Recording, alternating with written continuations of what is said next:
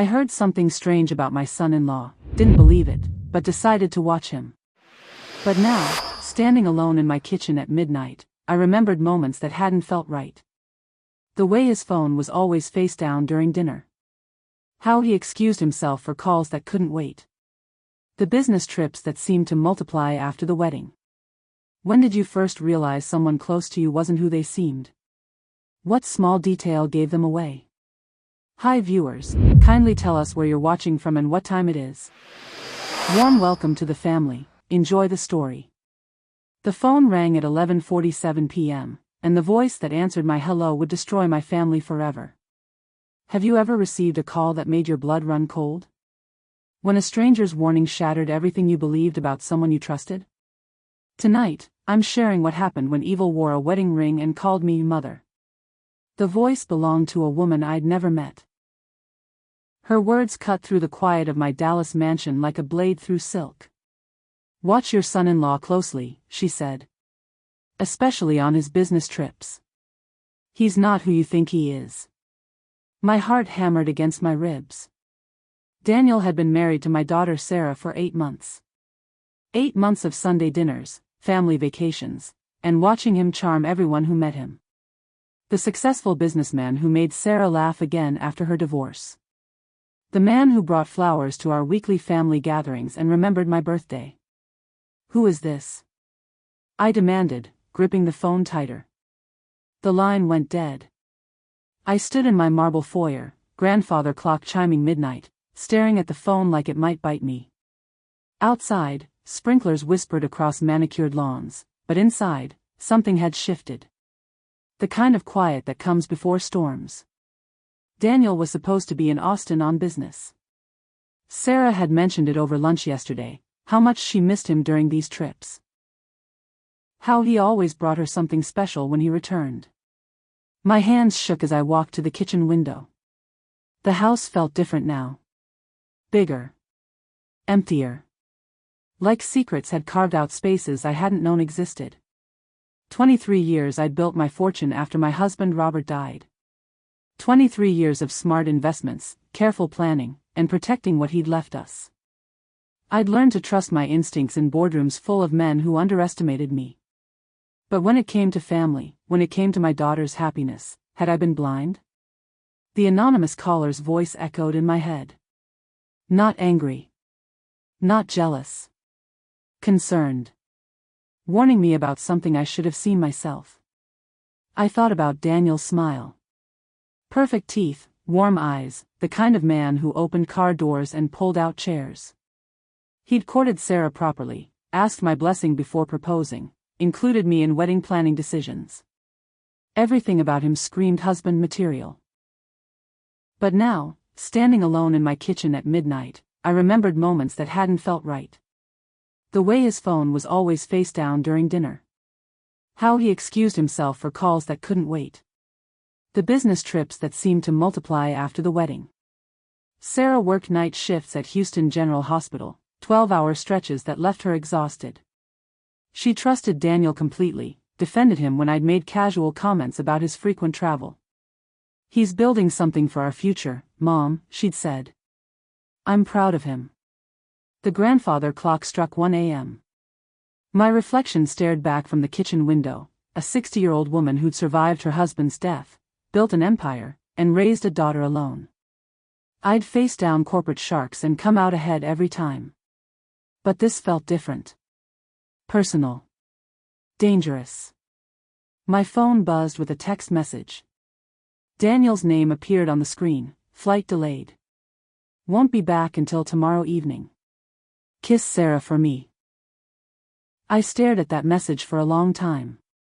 Delayed from where? Austin was only a 3-hour drive from Dallas. Why was he flying? If this stranger was lying, I'd waste some time and gas investigating nothing. But if she was telling the truth, if Daniel was hiding something that could hurt Sarah, I had to know. I'd spent decades protecting my family's wealth from predators who smiled while they calculated. Men who saw opportunity in my widowhood, in Sarah's trusting nature, in our comfortable life. What if I'd invited one into our home? As I walked upstairs to bed, One thought followed me into uneasy dreams. Daniel's Mercedes pulled into our driveway every Sunday at exactly 6 p.m. for family dinner. Tomorrow was Monday. He wouldn't be back until evening, according to his text. Which meant I had all day to find out who my daughter really married. He walked into my kitchen with flowers and that devastating smile, but now I could see what I'd missed, the calculation behind his eyes. When did you first realize someone close to you wasn't who they seemed? What small detail gave them away? Tonight's story gets darker, because sometimes the people we welcome into our hearts are the ones planning to destroy us.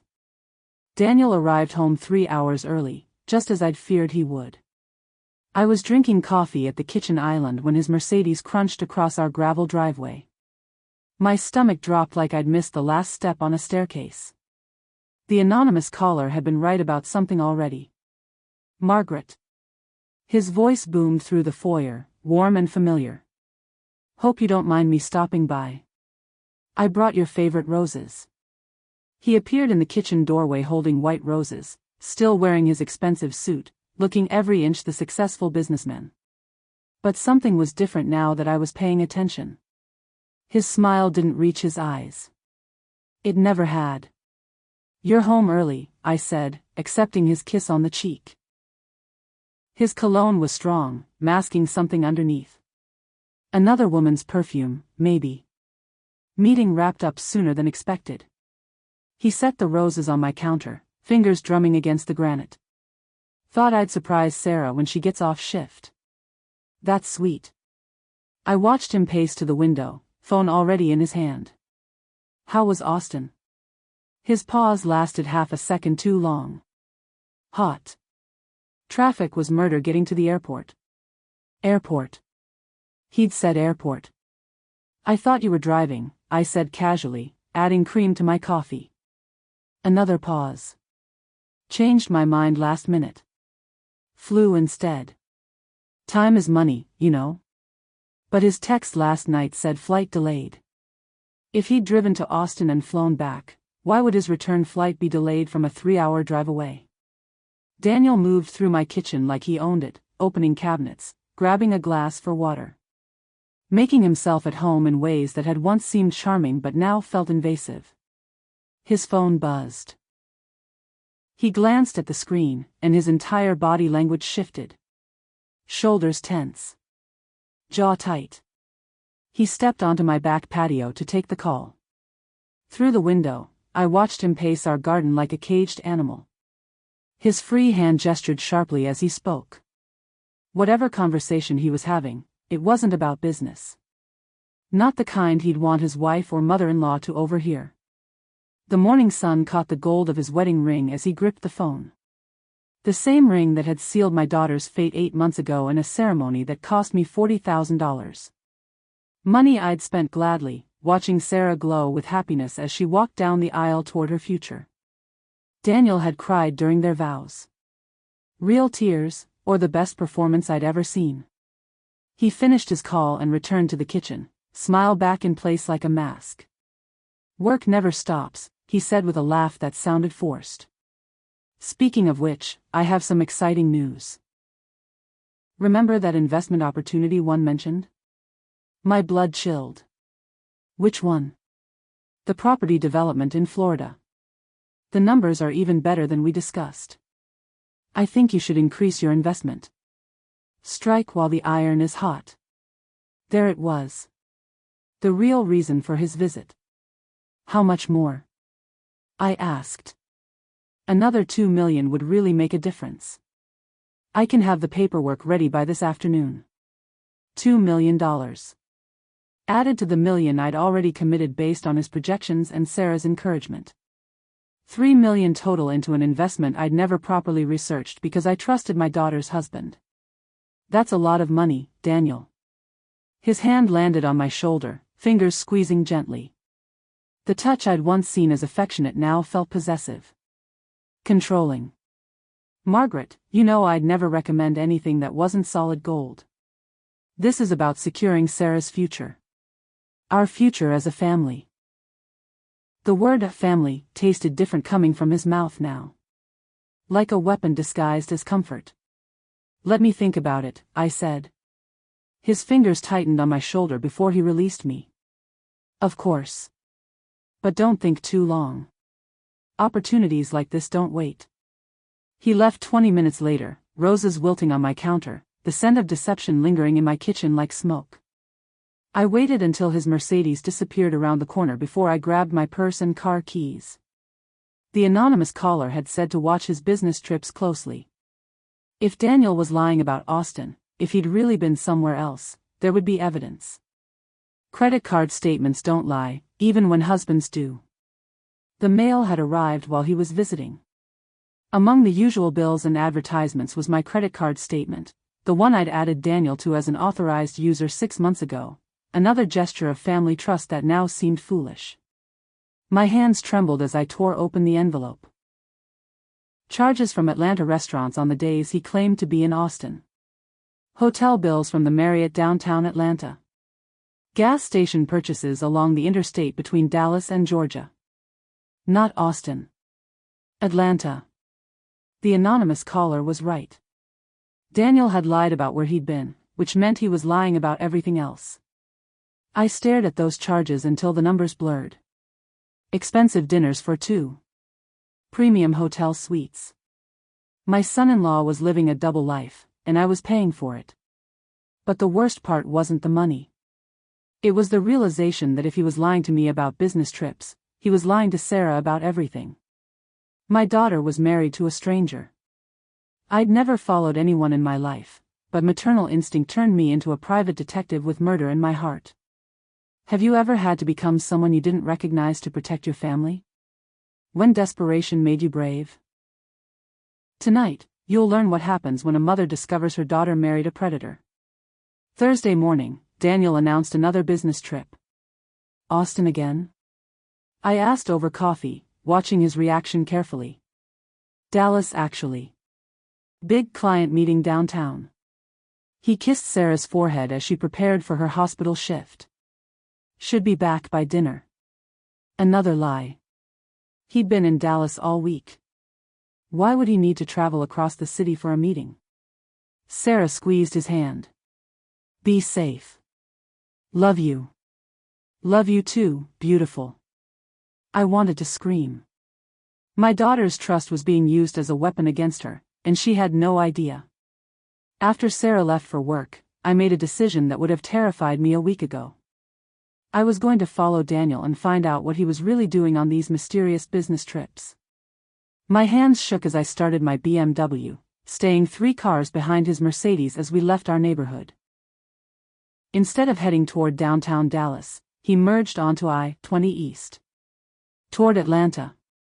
The interstate stretched endlessly ahead, my knuckles white on the steering wheel as Daniel's taillights stayed exactly 3 cars in front of me. Miles of asphalt and lies separated me from the truth about my daughter's husband. I'd driven this route once before, years ago, to visit my sister in Savannah.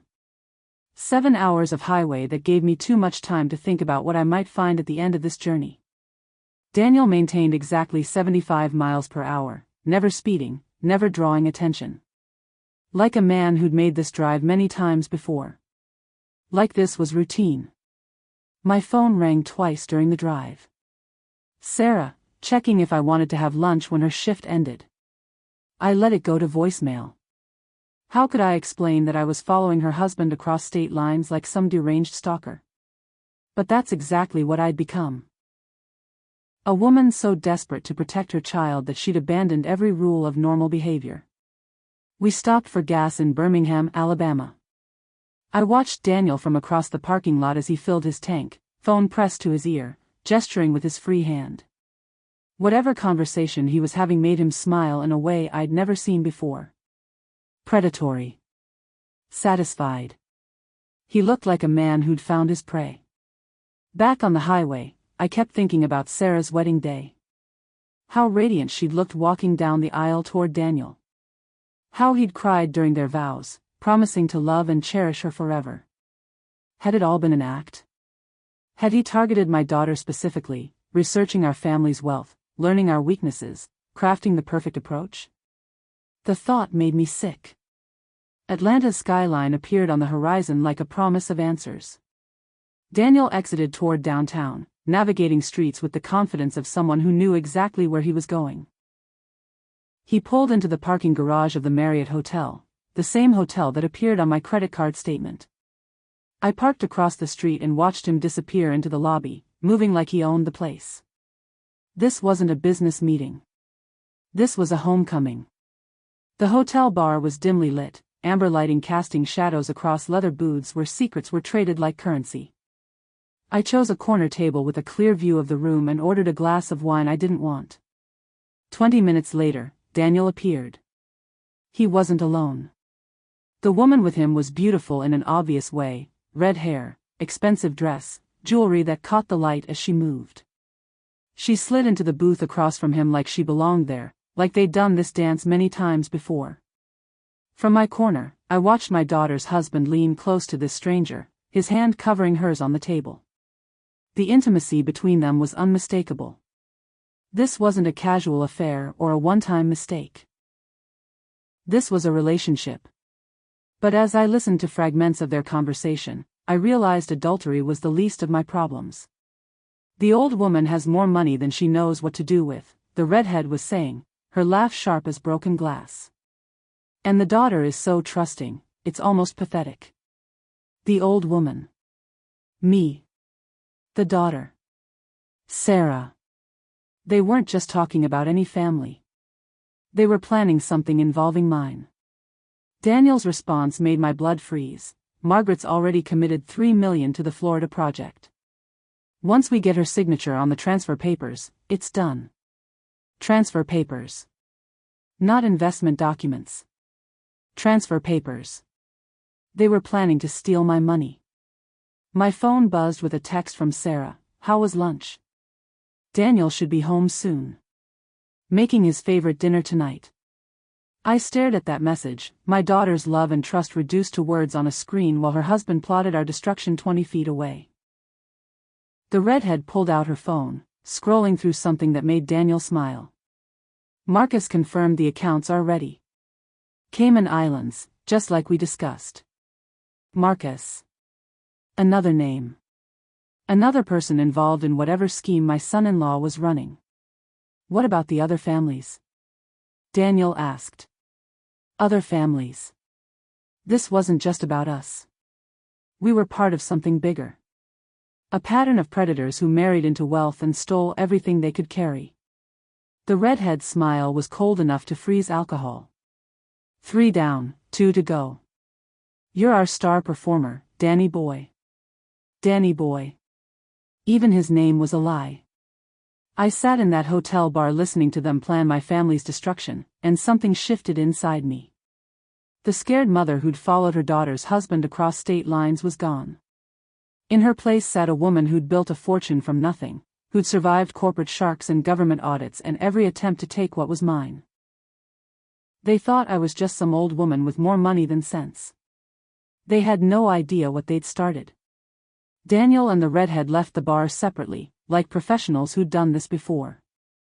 I waited 5 minutes, then followed the redhead to the elevator. She got off on the 15th floor. Room 1547, according to the key card she dropped in her hurry to answer a phone call. I had a room number, a name, Marcus, and enough evidence to know my family was being hunted by professionals. But as I walked back to my car, one thought kept echoing in my head. If they were this organized, if they'd done this to other families, what had happened to those other victims? And what would they do to us if they realized I was onto them? She wasn't just beautiful, she was dangerous, and the way Daniel looked at her told me everything I needed to know about his lies. What would you do if you discovered your family was being targeted by someone you trusted completely? Fight or flee? Tonight's story takes a darker turn, because some betrayals go deeper than money.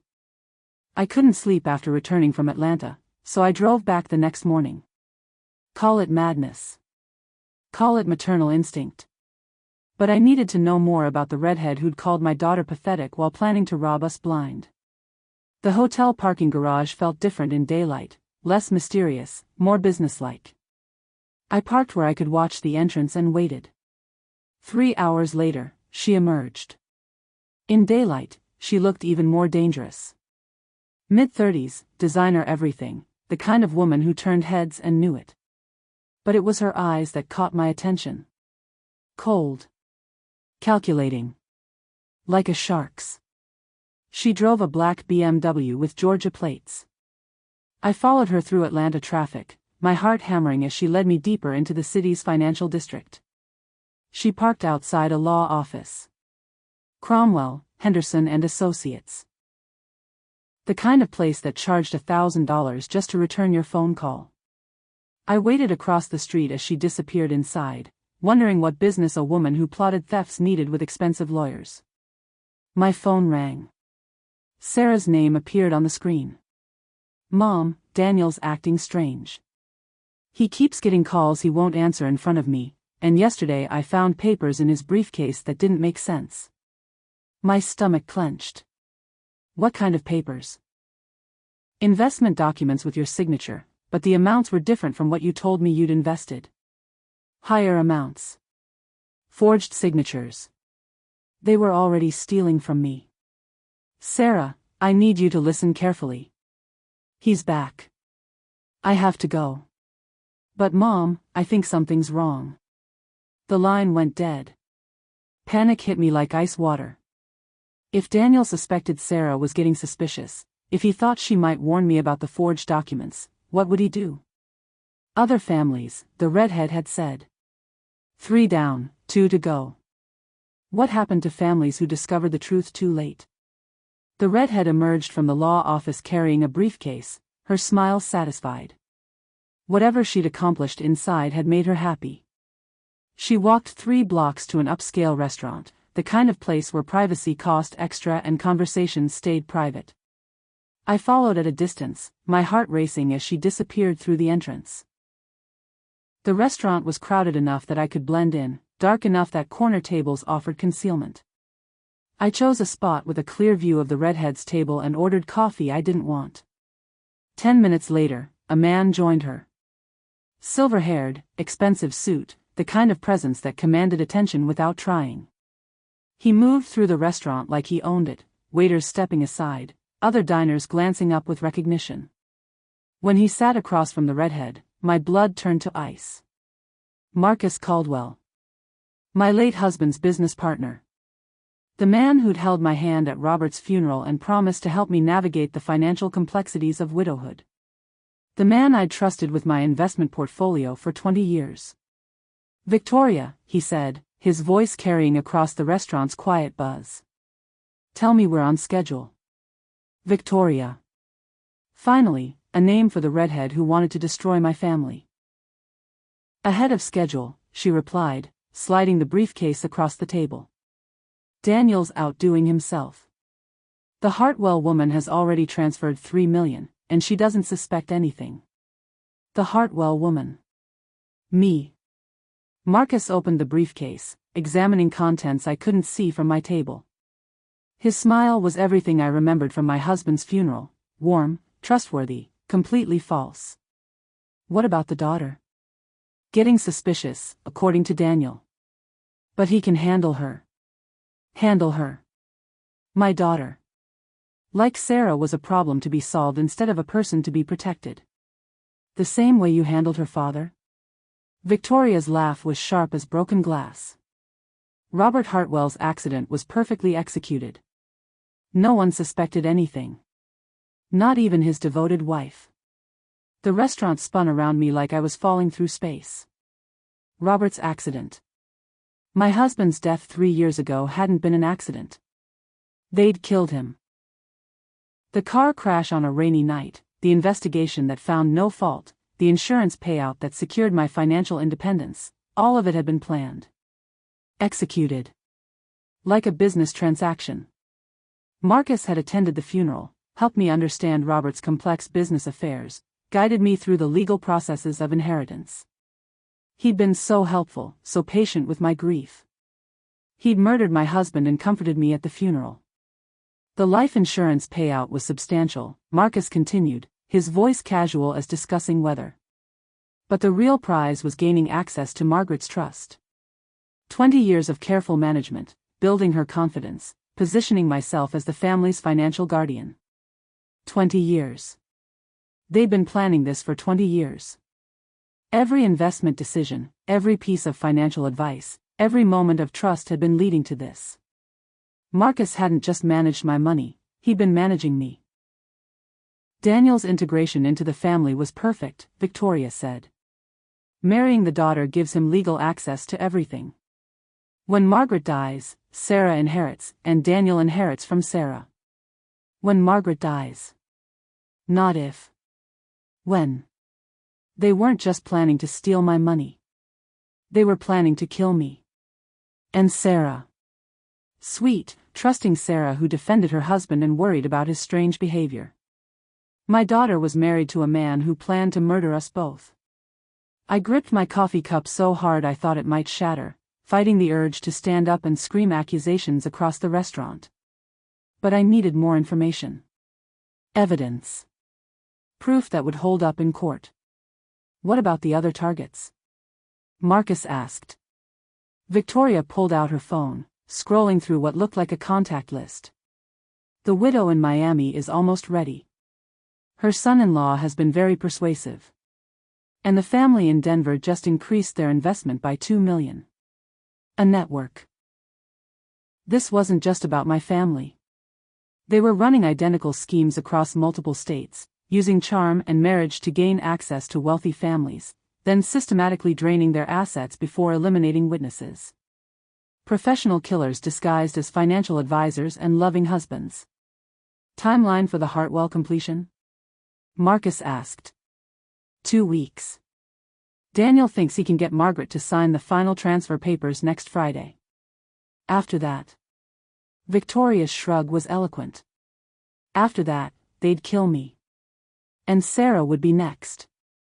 Marcus stood, adjusting his suit jacket with the same careful attention to detail I remembered from board meetings.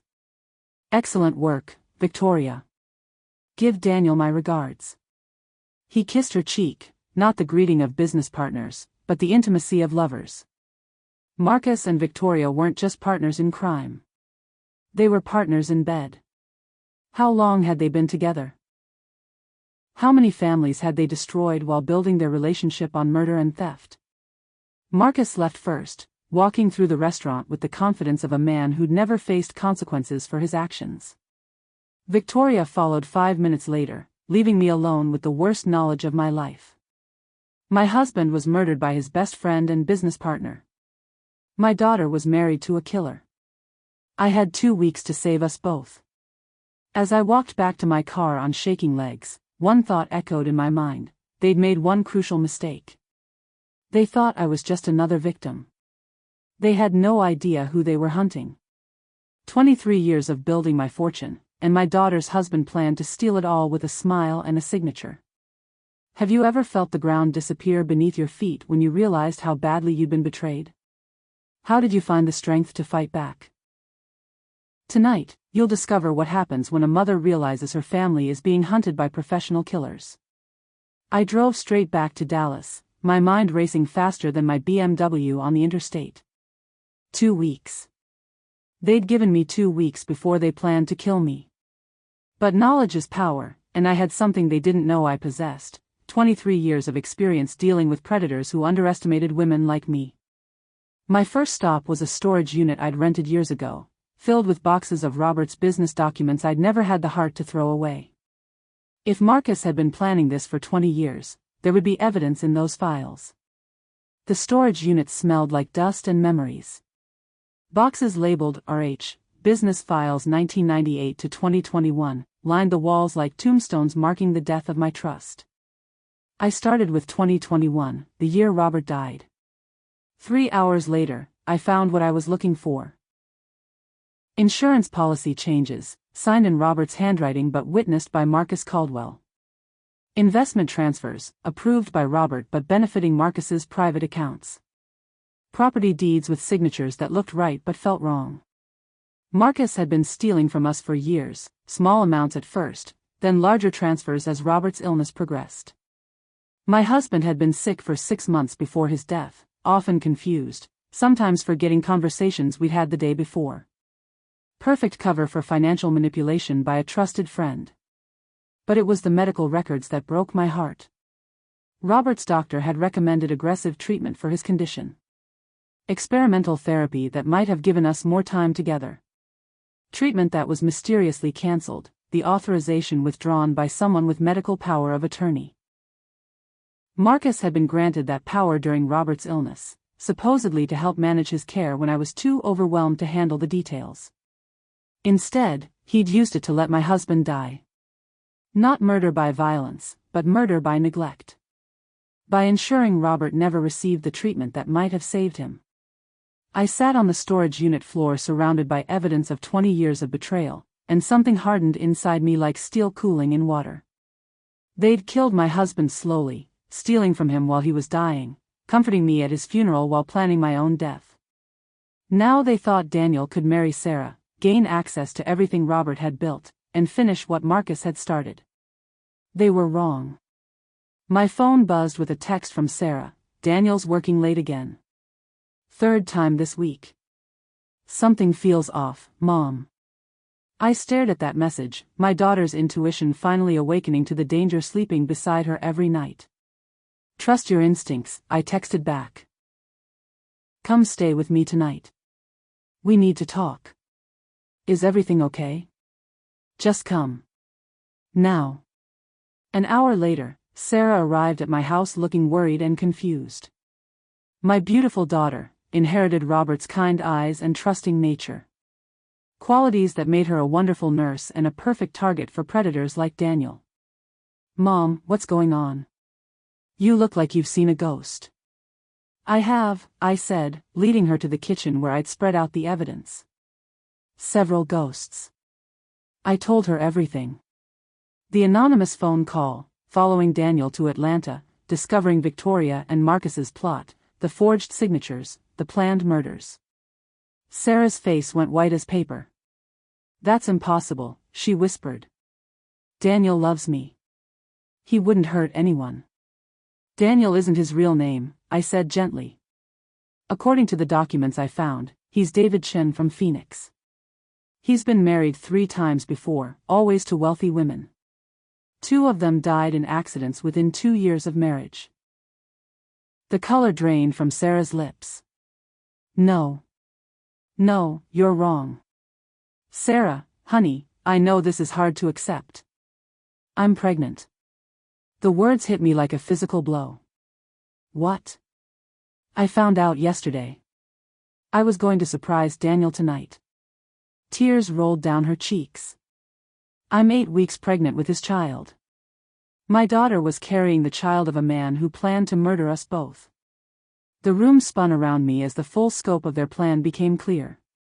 Victoria had mentioned Daniel was their star performer, that he'd outdone himself with our family. Because he hadn't just gained access to our money through marriage. He'd created an heir. If Sarah died after giving birth, Daniel would inherit everything as the child's father. The perfect crime. No suspicion would fall on a grieving widower raising his orphan child. "Sarah, listen to me carefully. You cannot tell Daniel about the pregnancy. Not yet." "Why not?" "He's my husband. He's a killer." The words exploded out of me harder than I'd intended. "They murdered your father, and they're planning to murder us. If Daniel knows about the baby, he might accelerate their timeline." Sarah stared at me like I was speaking a foreign language. 28 years of trusting the world, of believing people meant what they said, of thinking marriage was about love instead of strategy. "What do we do?" she whispered. "We fight back," I said. "But we have to be smart about it. They think we're helpless victims, and that's our advantage." I walked to my safe, pulling out documents I'd prepared while she drove over. Bank account information, property deeds, investment portfolios, everything Marcus had managed for 20 years. "I'm transferring all our assets to accounts they can't access," I explained. "Money they can't steal, property they can't claim. By tomorrow morning, Marcus will discover his 20-year investment in our destruction has become worthless." "What about Daniel? What about my marriage?" I looked at my pregnant daughter, seeing Robert's strength beneath her gentle surface. "Your marriage is based on lies, sweetheart. But your child is real, and we're going to protect that baby from the man who would use it to justify our murders. Sarah's hand moved to her stomach, protective instinct awakening. How do we prove what they've done? We make them confess, I said. And I know exactly how to do it. Over the next 2 hours, I outlined a plan that would have terrified me a week ago. But desperation and rage had transformed me into someone I didn't recognize, someone capable of hunting the hunters. By midnight, we'd moved $3 million into accounts Daniel couldn't access, transferred property deeds to a trust he'd never heard of, and documented every piece of evidence we'd gathered. Marcus thought he was 2 weeks away from the biggest payday of his criminal career. Instead, he was 2 weeks away from losing everything. As Sarah prepared for bed in my guest room, she turned back to me with tears in her eyes. Mom, I'm scared. Good, I said. Fear will keep you alive. But remember, they chose to hunt us. They picked the wrong family to destroy. I kissed her forehead, tasting salt from her tears, and made a promise I intended to keep. Daniel and Marcus and Victoria had killed my husband and planned to murder my daughter and grandchild. They thought I was just another old woman with more money than sense. Tomorrow, they'd learn the difference between victim and predator. And they'd discover that sometimes, the prey fights back. The man who stepped out of the elevator wasn't a stranger, he was my late husband's business partner, the one person I'd trusted with everything. When someone you considered family betrays you, how do you find the strength to fight back? What would you do to protect everything you've built? Tonight's story proves that the deepest cuts come from those closest to your heart. I couldn't stay away from Atlanta.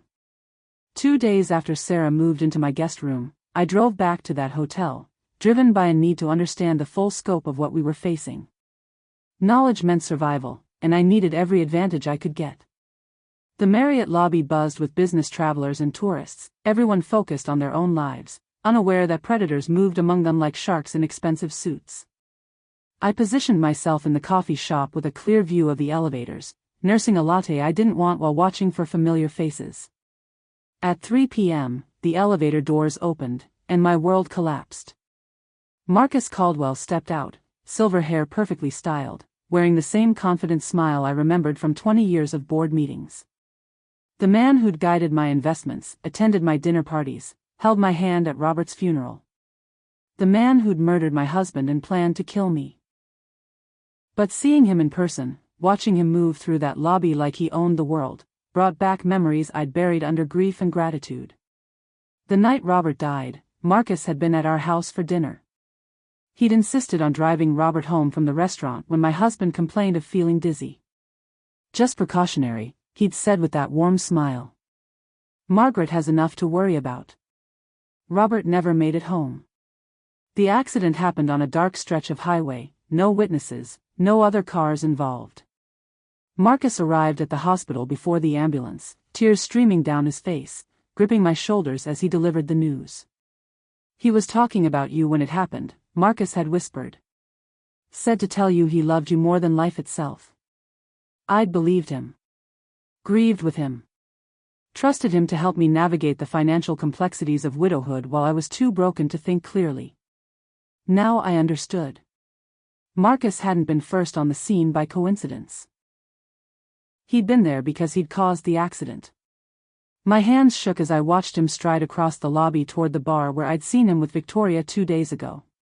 The same confident walk, the same easy charm that had fooled me for 20 years. Victoria was already waiting, stunning in a red dress that probably cost more than most people's monthly salary. They greeted each other with a kiss that lasted too long for business partners, confirming what I'd suspected. They weren't just partners in crime.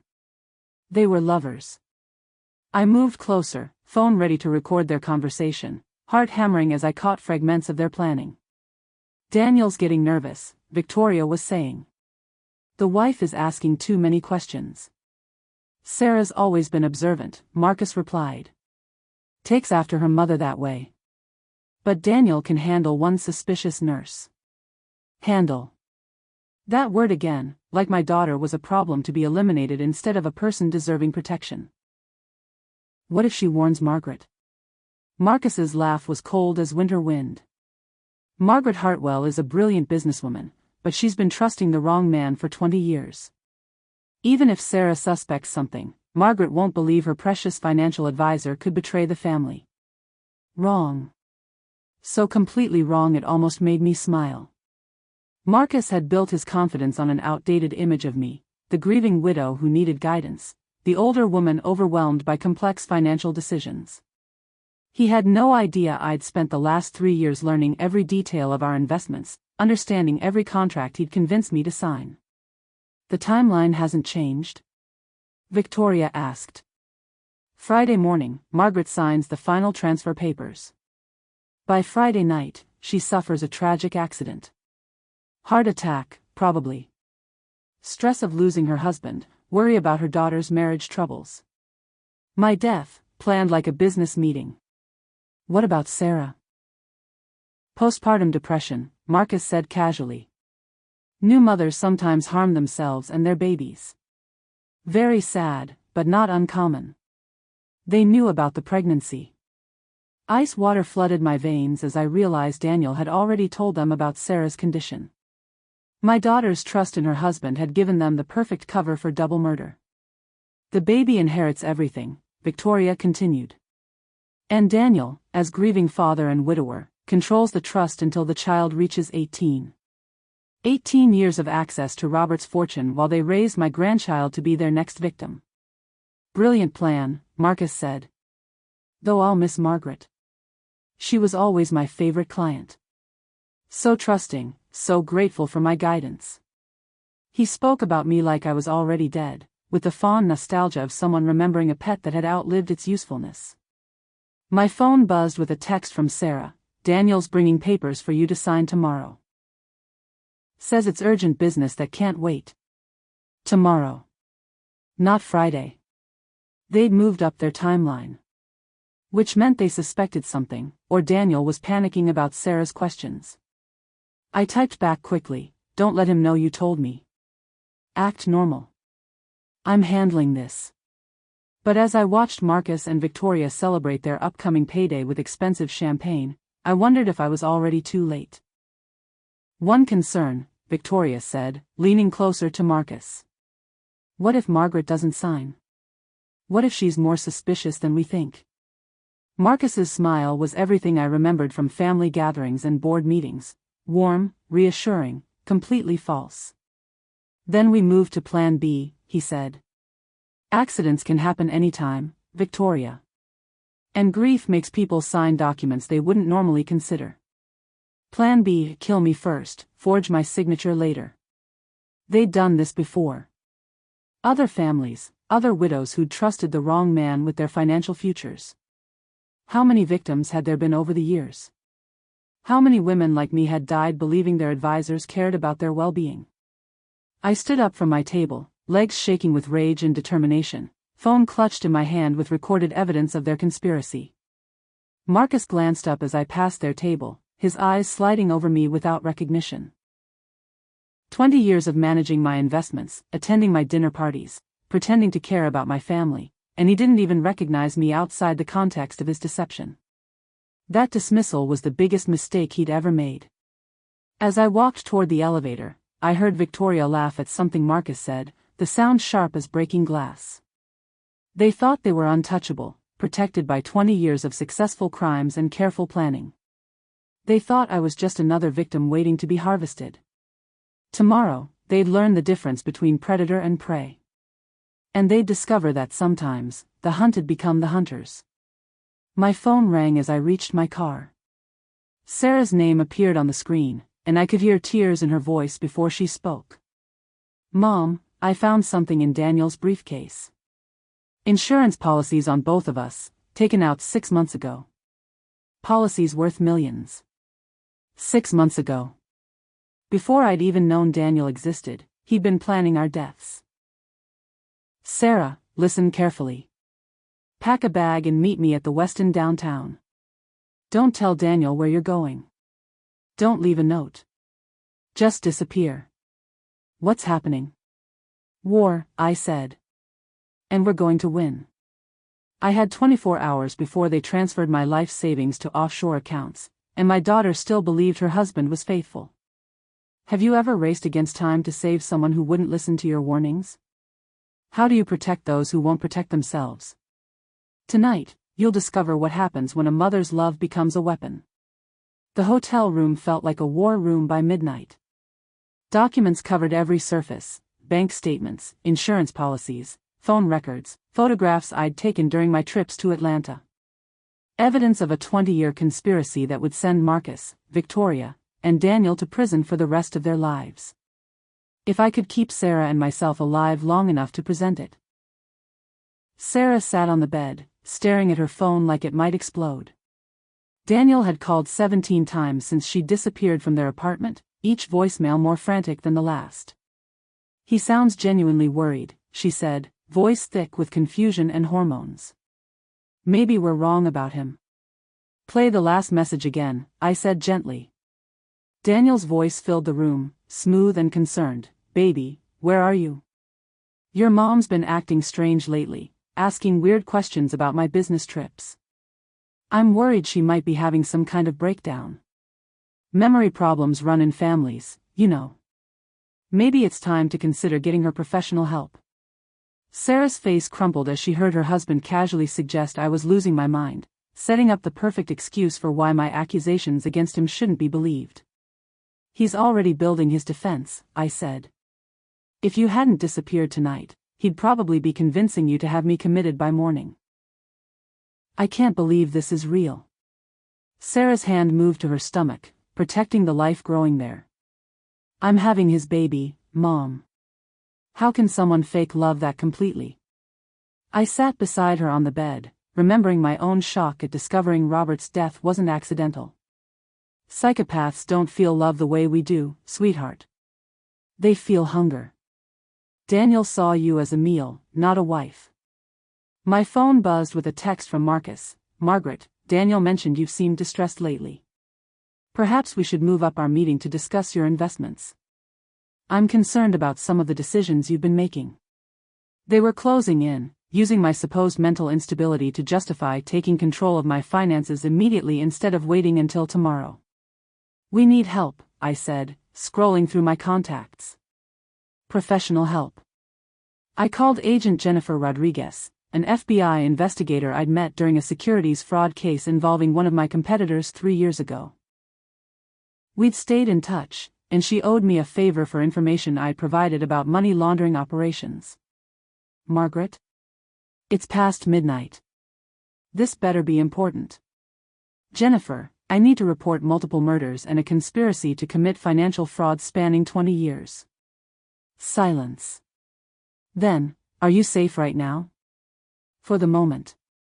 But they're planning to kill me and my daughter within the next 24 hours. "Where are you?" I gave her the hotel information, and she promised to be there within an hour with a team.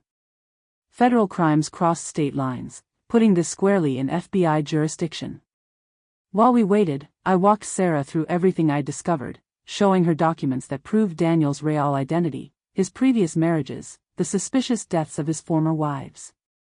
"David Chen," she whispered, staring at his real driver's license photo I'd obtained through a private investigator. "He's been lying about his name, his background, everything. Even his feelings," I said gently. "Sarah, I know this hurts, but you have to understand, nothing about your relationship was real. He researched you, studied your vulnerabilities, crafted the perfect approach to make you fall in love." She was crying now, silent tears that broke my heart. "The things he said to me, the way he touched me, was any of it real?" "His desire for our money was real," I said. "Everything else was performance." Agent Rodriguez arrived at 1 a.m. with 3 other agents, transforming our hotel room into a federal investigation headquarters. She was younger than I'd expected, maybe 40, with sharp eyes that missed nothing. "Start from the beginning," she said, setting up recording equipment. I told her everything. The anonymous phone call, following Daniel to Atlanta, discovering Victoria and Marcus's relationship, overhearing their plans, finding evidence of Robert's murder disguised as an accident. The anonymous caller, Agent Rodriguez, interrupted.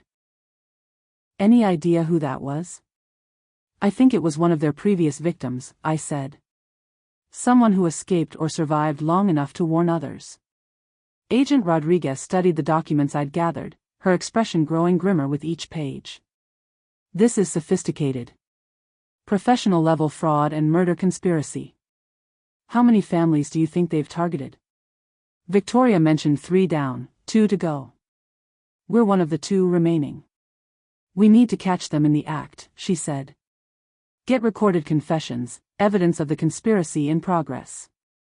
They want me to sign papers tomorrow morning, I said.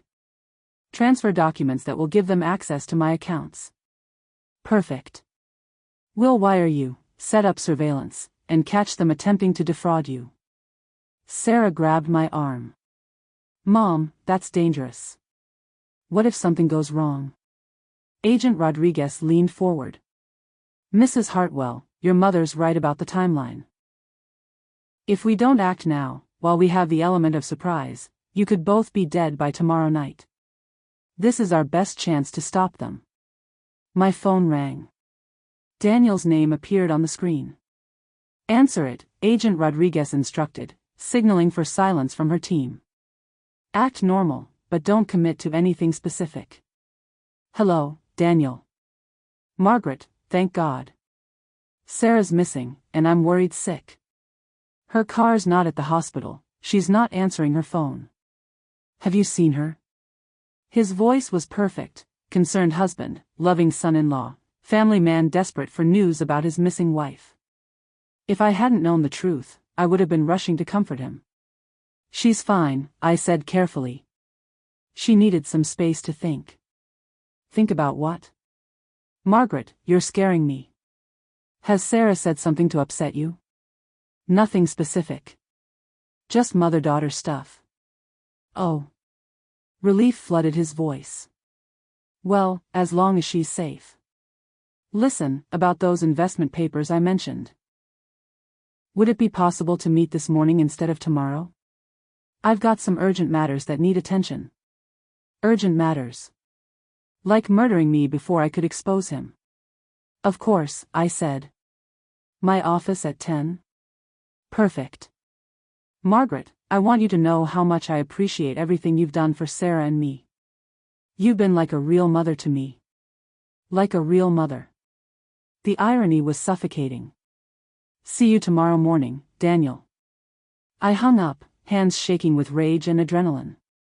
Agent Rodriguez smiled grimly. He just gave us everything we need. Conspiracy to commit fraud, with intent to harm. Tomorrow morning, we end this. But as her team prepared surveillance equipment and arrest warrants, I couldn't shake the feeling that Marcus and his network were too experienced, too careful to walk into a simple trap. They'd been doing this for 20 years. They'd killed my husband and planned to kill me and Sarah.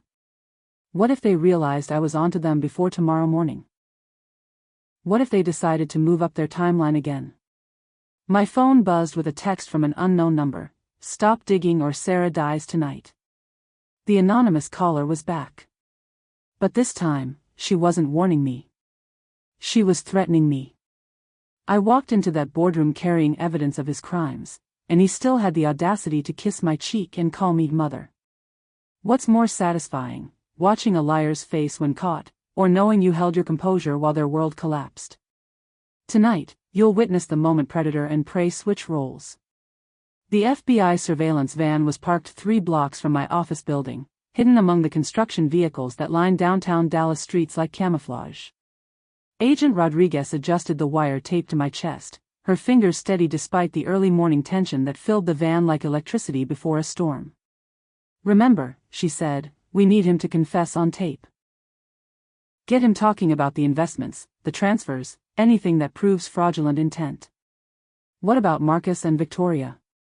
Team 2 is positioned outside the Marriott in Atlanta. If they move to intercept when Daniel doesn't report success, we'll have them. My hands were steady as I applied lipstick in the van's small mirror, but my heart hammered against my ribs like a caged bird. In 30 minutes, I'd sit across from my daughter's husband and pretend I didn't know he was planning to murder us both. Sarah squeezed my hand from the passenger seat. Mom, you don't have to do this. Let the FBI handle it. They need evidence, I said. And Daniel trusts me. Underestimates me. That's our advantage. Agent Rodriguez's earpiece crackled with updates from the surveillance team. Target approaching building. Dark sedan, 2 occupants. 2 occupants. Daniel wasn't coming alone. Through the van's tinted window, I watched Daniel exit a black BMW, followed by a woman I didn't recognize. Blonde, expensive suit, briefcase in hand. Another member of their network. Change of plan, Agent Rodriguez said. They brought backup. We're going in heavier. My office building felt different as I rode the elevator to the 15th floor. 20 years of conducting business in these halls, making deals, building the fortune that Robert had started. Today, I was using everything I'd learned about reading people, detecting lies, controlling negotiations. Daniel was already waiting in the conference room when I arrived, that familiar smile lighting up his face like nothing had changed between us. Margaret. He stood, arms open for his usual hug and kiss greeting. You look wonderful. How are you feeling? The audacity was breathtaking. 12 hours ago, he'd been planning my death. Now he was asking about my health like a concerned family member. I'm well, Daniel. Though I have to admit, I've been having some concerns about our investments.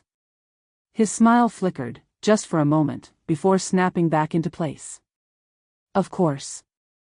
That's exactly why I wanted to meet today. I'd like you to meet Jennifer Walsh, my associate from the Atlanta office. The blonde woman extended her hand, grip firm and cold. Mrs. Hartwell, it's a pleasure. Daniel's told me so much about your family. I bet he had.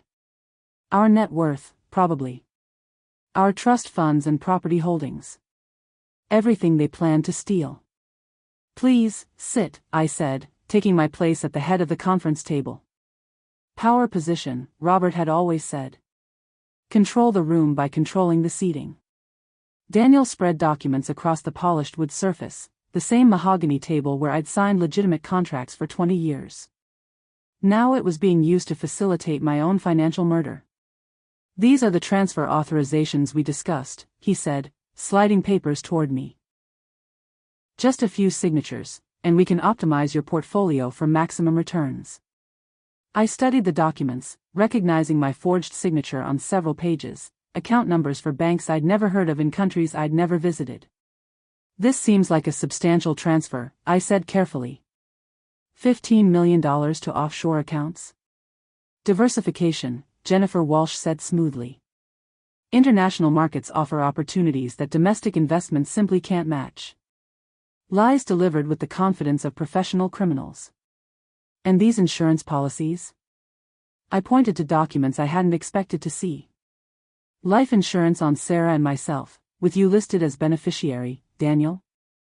His composure cracked slightly. Just standard estate planning, Margaret. Protecting the family's financial future. The family that includes the baby Sarah's carrying? Daniel's face went white. Baby? You didn't know? I let surprise color my voice. Sarah's 8 weeks pregnant. I assumed she told you. Jennifer Walsh shot Daniel a look sharp enough to cut glass. Whatever their plan had been, an unexpected pregnancy wasn't part of it. That's wonderful news, Daniel managed. Though it does complicate some of our financial strategies. How so? Well, with a baby coming, we might want to be more conservative with investments. Less risk, more stability. More lies. The baby complicated their murder timeline, nothing more. I picked up my pen, letting them think I was about to sign away my life's work. Before I authorize these transfers, I have one question.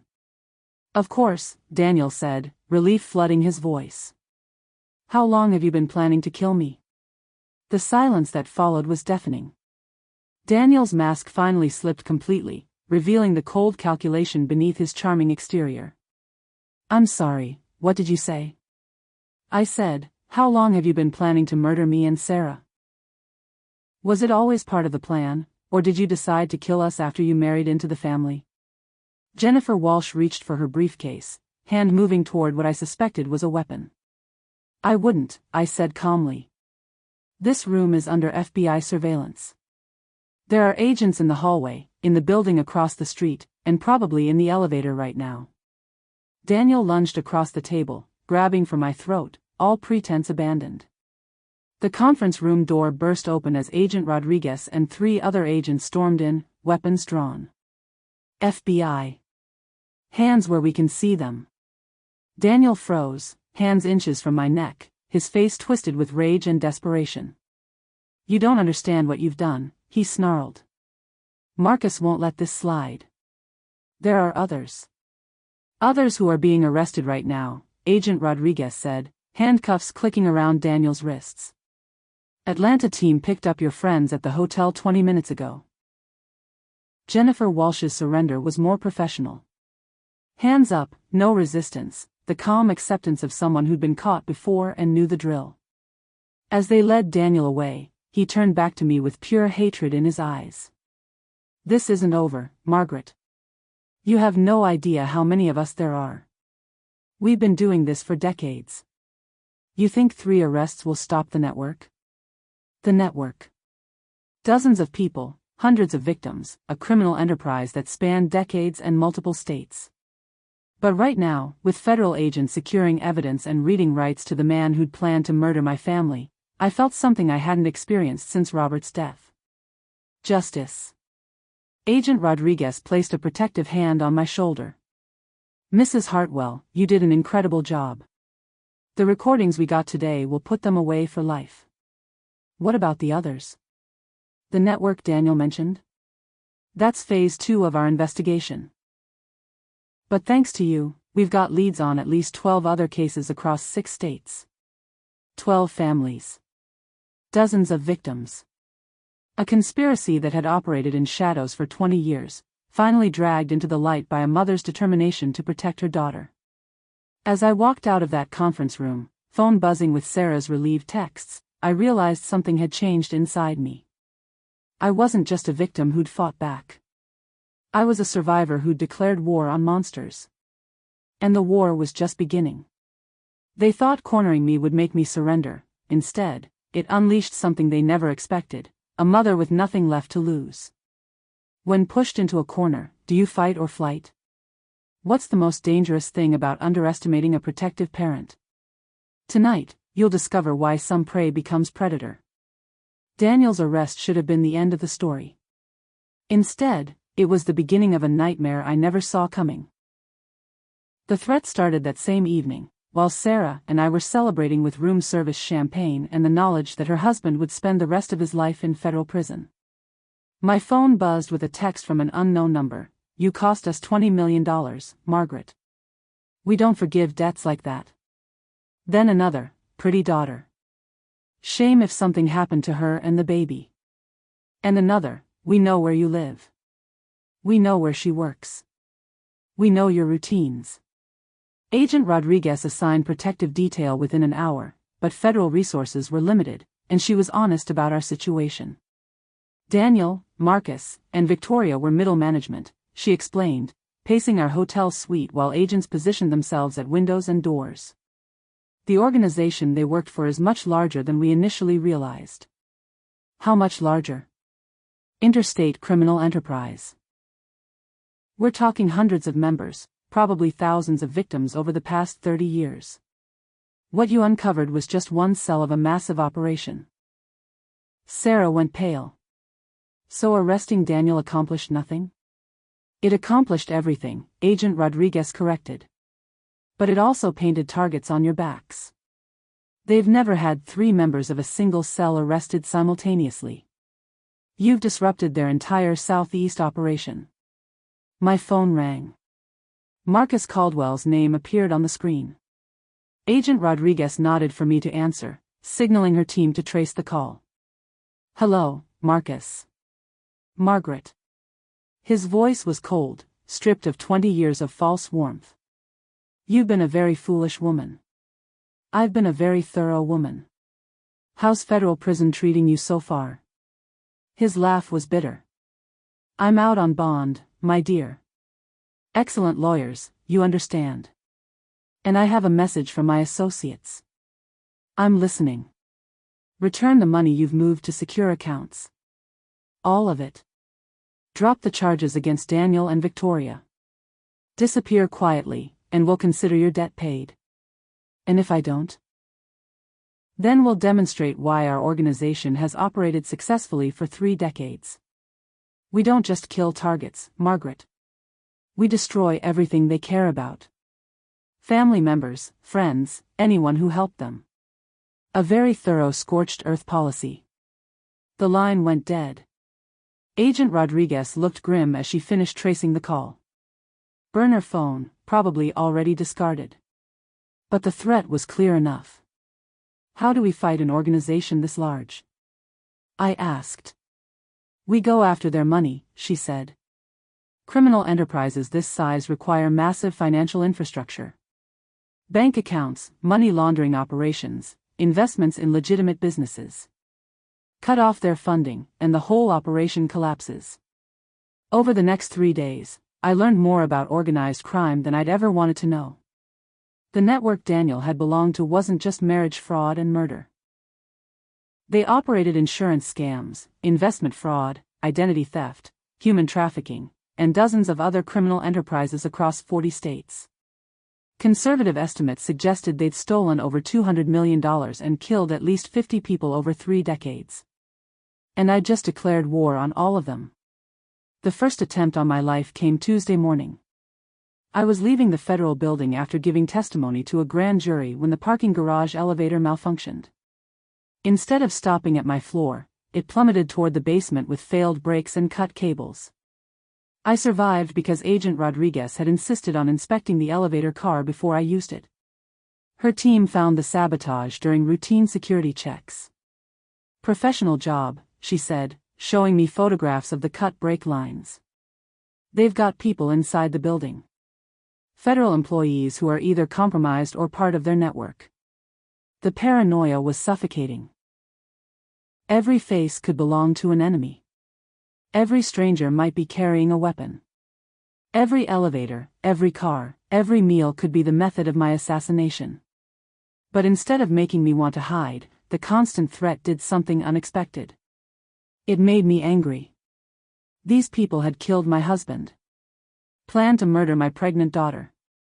Stolen from hundreds of families while hiding behind charm and legitimacy. Now they were threatening me for fighting back, like I was the criminal for refusing to be their victim. Agent Rodriguez, I said during our Wednesday briefing. What would you need to bring down their entire operation? Financial records. Bank account information. Evidence of money laundering. Names and locations of key personnel. What if I could get you all of that? She looked at me like I'd lost my mind. Mrs. Hartwell, this isn't a game. These people are professional killers. So am I said quietly. I've been killing competition in boardrooms for 20 years. I know how to research targets, find weaknesses, exploit vulnerabilities. The only difference is now the stakes are life and death instead of profit and loss. Over the next 2 days, I used every contact I'd built during my business career to investigate the network's financial structure. Bank presidents who owed me favors. Investment managers I'd worked with for years. Corporate lawyers who had access to databases the FBI couldn't touch without warrants. What I found was a financial empire hidden behind layers of legitimate businesses, shell corporations, and international banking relationships. But empires have foundations, and foundations have weak points. Their mistake was keeping Marcus involved for 20 years, I explained to Agent Rodriguez, spreading financial documents across the hotel conference table. He's been managing their money laundering operation through his legitimate investment firm.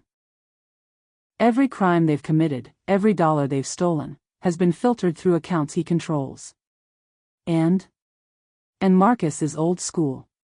He keeps physical records of everything, probably as insurance against his partners.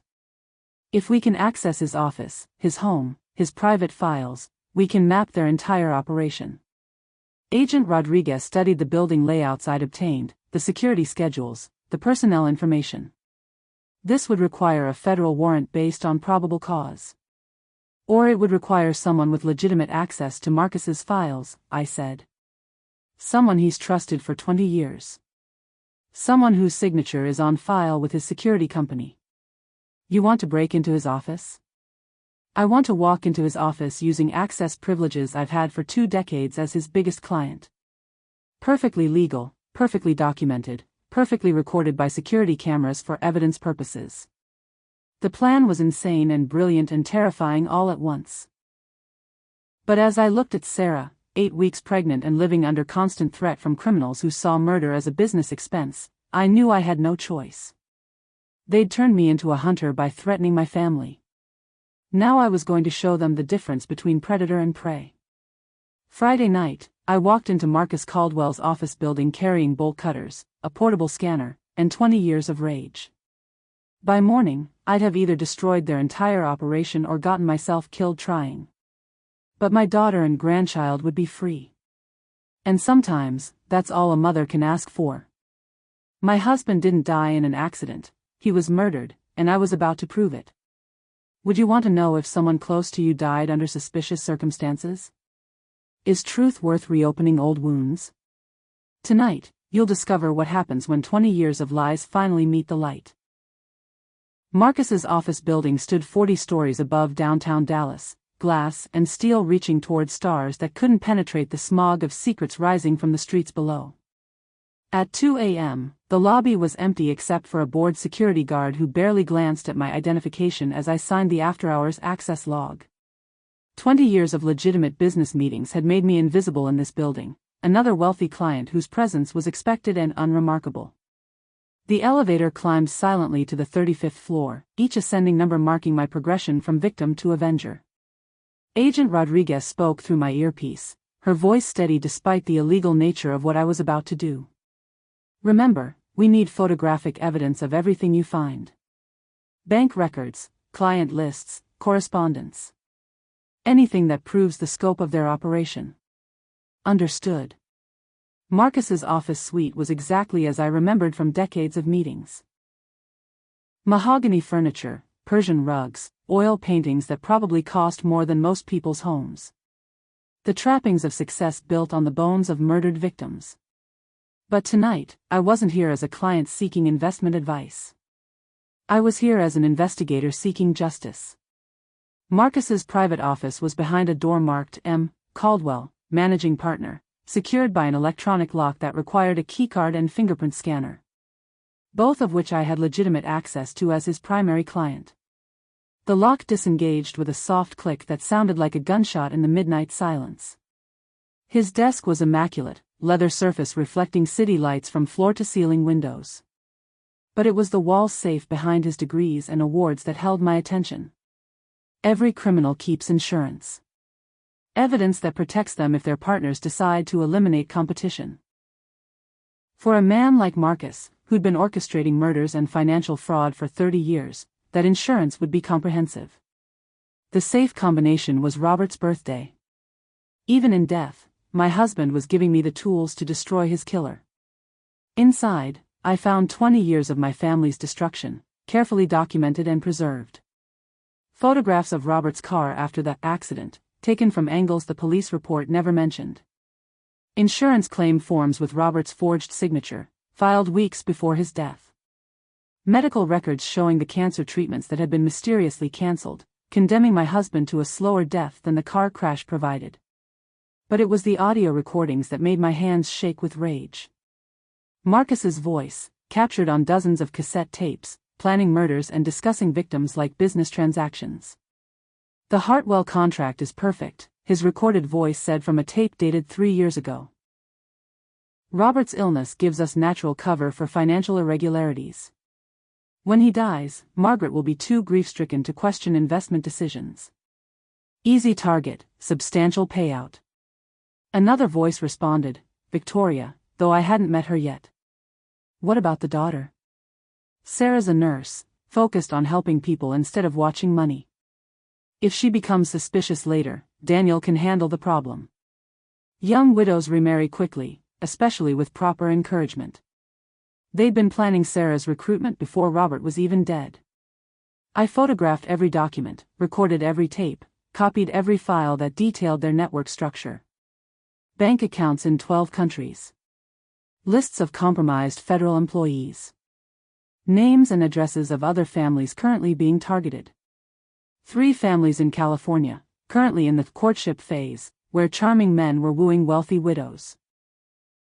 2 families in Florida, where sons-in-law had recently convinced their wives to increase investment portfolios. 1 family in New York, where an elderly man had just suffered a suspicious heart attack, leaving his fortune to be managed by a trusted financial advisor who bore striking resemblance to Marcus's operation model. The scope was breathtaking and horrifying. But it was the file labeled "Future Targets" that stopped my breath entirely. Sarah's photograph, clipped to a detailed financial profile of our family's assets. Notes about her work schedule, her personality traits, her vulnerability following her divorce. A psychological evaluation that read like a predator's hunting guide. Beneath Sarah's photo was another picture that made me gasp out loud. My 6-month-old granddaughter, Emma, taken at the hospital the day she was born. A baby I'd never met, born to a daughter who didn't exist in this timeline, photographed by people who were already planning her inheritance claim. They weren't just targeting current victims. They were planning generational theft, mapping family trees to identify future opportunities decades in advance. "Margaret, what's your status?" Agent Rodriguez's voice crackled through my earpiece. "I found everything," I whispered, photographing the last documents in Marcus's safe. "Agent Rodriguez, they have files on families that haven't even been targeted yet. Children who won't inherit money for decades. This goes deeper than we imagined. Get out of there. Now. We've got movement on the street level, 3 vehicles approaching the building." My blood turned to ice. They'd found me. I grabbed the most damaging files, stuffing them into my briefcase as footsteps echoed in the hallway outside Marcus's office. Heavy boots, multiple people, moving with military precision. The office lights flickered on in the corridor, casting shadows under the door that revealed at least 4 figures approaching. I had maybe 30 seconds before they reached Marcus's office. The window behind his desk was 40 stories above the street, but the building's fire escape system included external maintenance platforms for window cleaning. Dangerous, but not impossible. I photographed the last crucial document, a ledger showing $200 million in stolen assets, as the door handle turned. The lock held for 3 seconds before they used some kind of electronic override. By the time the door opened, I was already outside, clinging to a maintenance platform in freezing wind that cut through my clothes like knives. Through the window, I watched 3 men in tactical gear search Marcus's office, their movements professional and thorough. Not police or federal agents, private security, the kind that asked no questions about their assignments. My phone buzzed with a text, "Come back inside, Margaret. We just want to talk." They knew I was on the platform, probably tracking my phone's GPS signal. I turned off the device and began climbing toward the roof, 40 stories above Dallas streets that looked like scattered diamonds from this height. The maintenance ladder was slick with condensation, each rung a gamble between progress and a fatal fall. But terror gave me strength I didn't know I possessed. 15 floors up, I heard the window open behind me. "Mrs. Hartwell." A voice called from below. "This is unnecessary. Mr. Caldwell just wants to discuss a business proposition." Business proposition. Like murder was a negotiation. I kept climbing. The roof access door was locked, but 23 years of running a business had taught me that emergency exits were never truly secure. Building codes required override mechanisms for fire department access.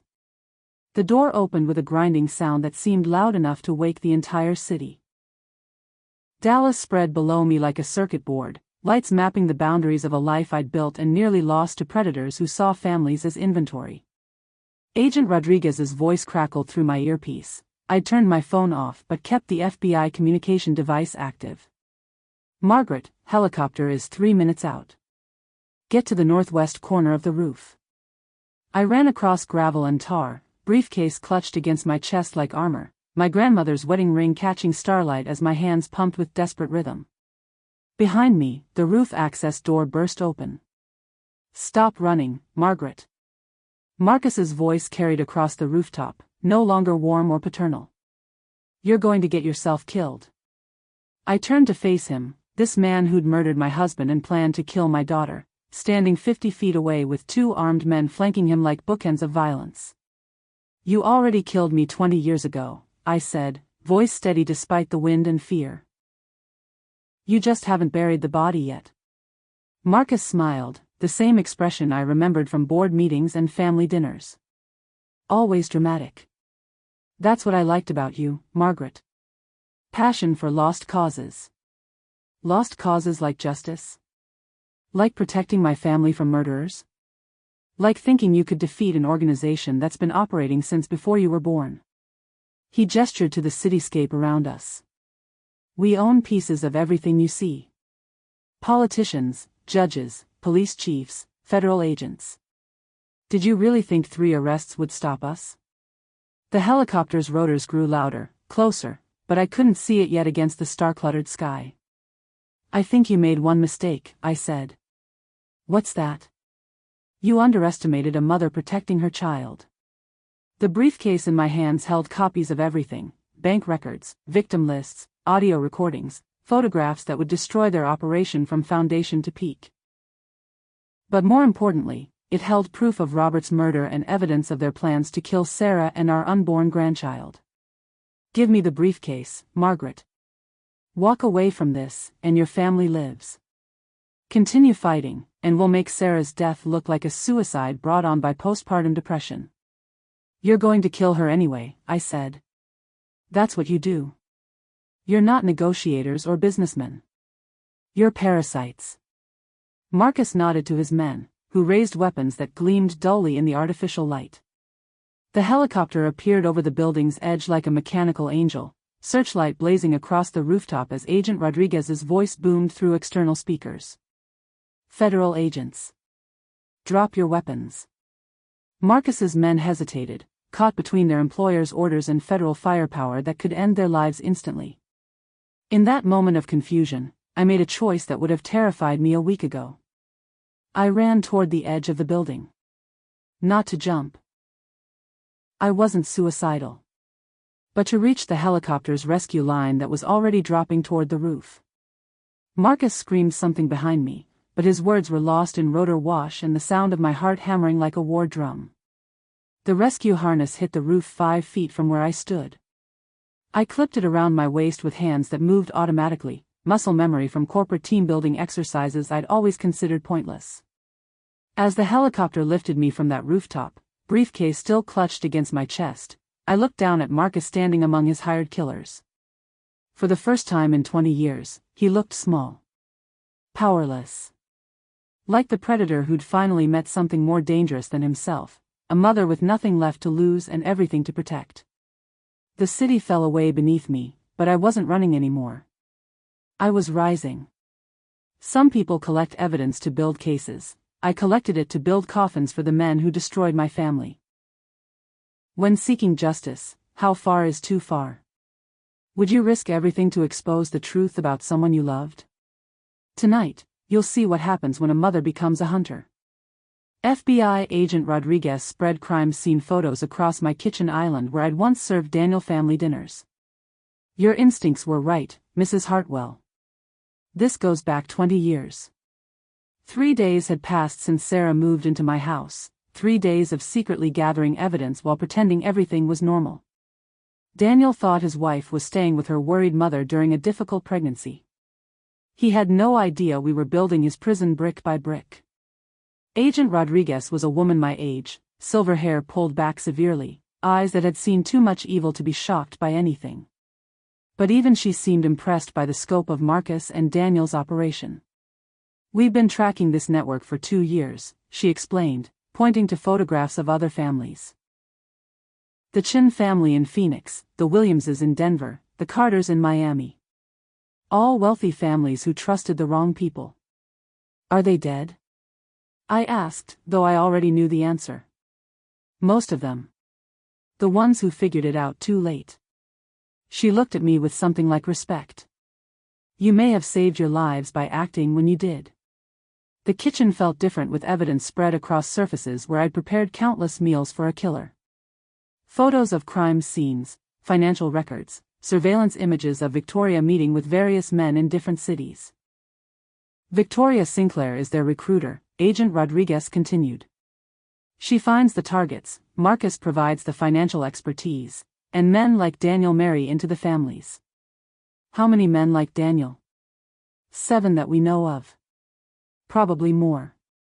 7 killers, all using charm and false love to gain access to trusting families. All trained by Marcus and Victoria to steal everything before covering their tracks with accidents and suicides. My daughter had married one of 7 professional murderers. The phone rang. Daniel's name appeared on caller ID. Act natural, Agent Rodriguez whispered, activating recording equipment.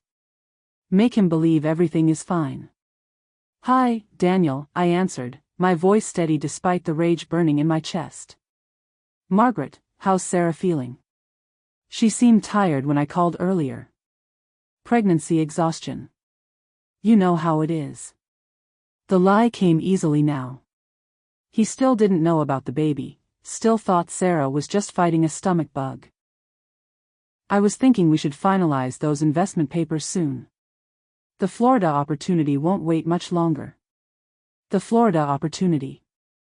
Code words for the final theft that would drain my accounts before they killed me. Of course. When would be convenient? Tomorrow evening? I could bring the paperwork to dinner. Make it a celebration. A celebration of my financial destruction, followed by my murder. That sounds perfect, I said. I'll cook your favorite meal. After hanging up, Agent Rodriguez looked at me with admiration. You're remarkable under pressure. 23 years of dealing with sharks in business suits teaches you to hide your emotions. But inside, I was anything but calm. Tomorrow evening, Daniel would walk into my house expecting to steal millions and leave me for dead. Instead, he'd find FBI agents waiting with handcuffs and evidence of his crimes. Sarah appeared in the doorway, face pale but determined. 3 days of learning the truth about her husband had transformed my trusting daughter into someone harder, more focused. The pregnancy is our secret weapon, she said. When Daniel finds out, he'll think it gives him more leverage. More reason for me to trust him completely. Agent Rodriguez nodded. We'll need you to act surprised when he presents the papers, like you had no idea what he was planning. I can do that, Sarah said. But what happens after? When this is over? The question hung in the air like smoke. After we destroyed the network that killed Robert, after Daniel and Marcus and Victoria were arrested, after justice was served, what then? Sarah would be a widow at 28, pregnant with a killer's child, learning to trust again after discovering her marriage was built on murder and lies. I would be alone again, having lost my husband to conspiracy and my son-in-law to handcuffs, knowing that evil had lived in my house for 8 months.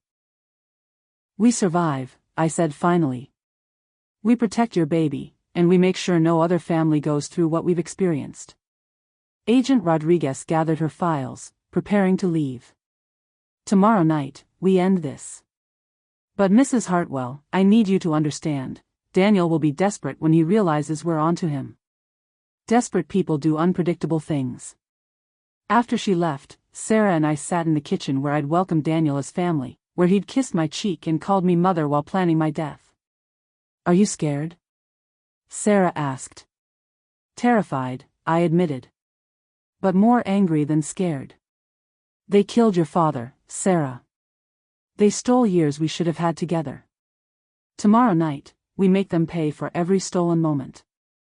My phone buzzed with a text from an unknown number. You think you're smart, but you have no idea how deep this goes.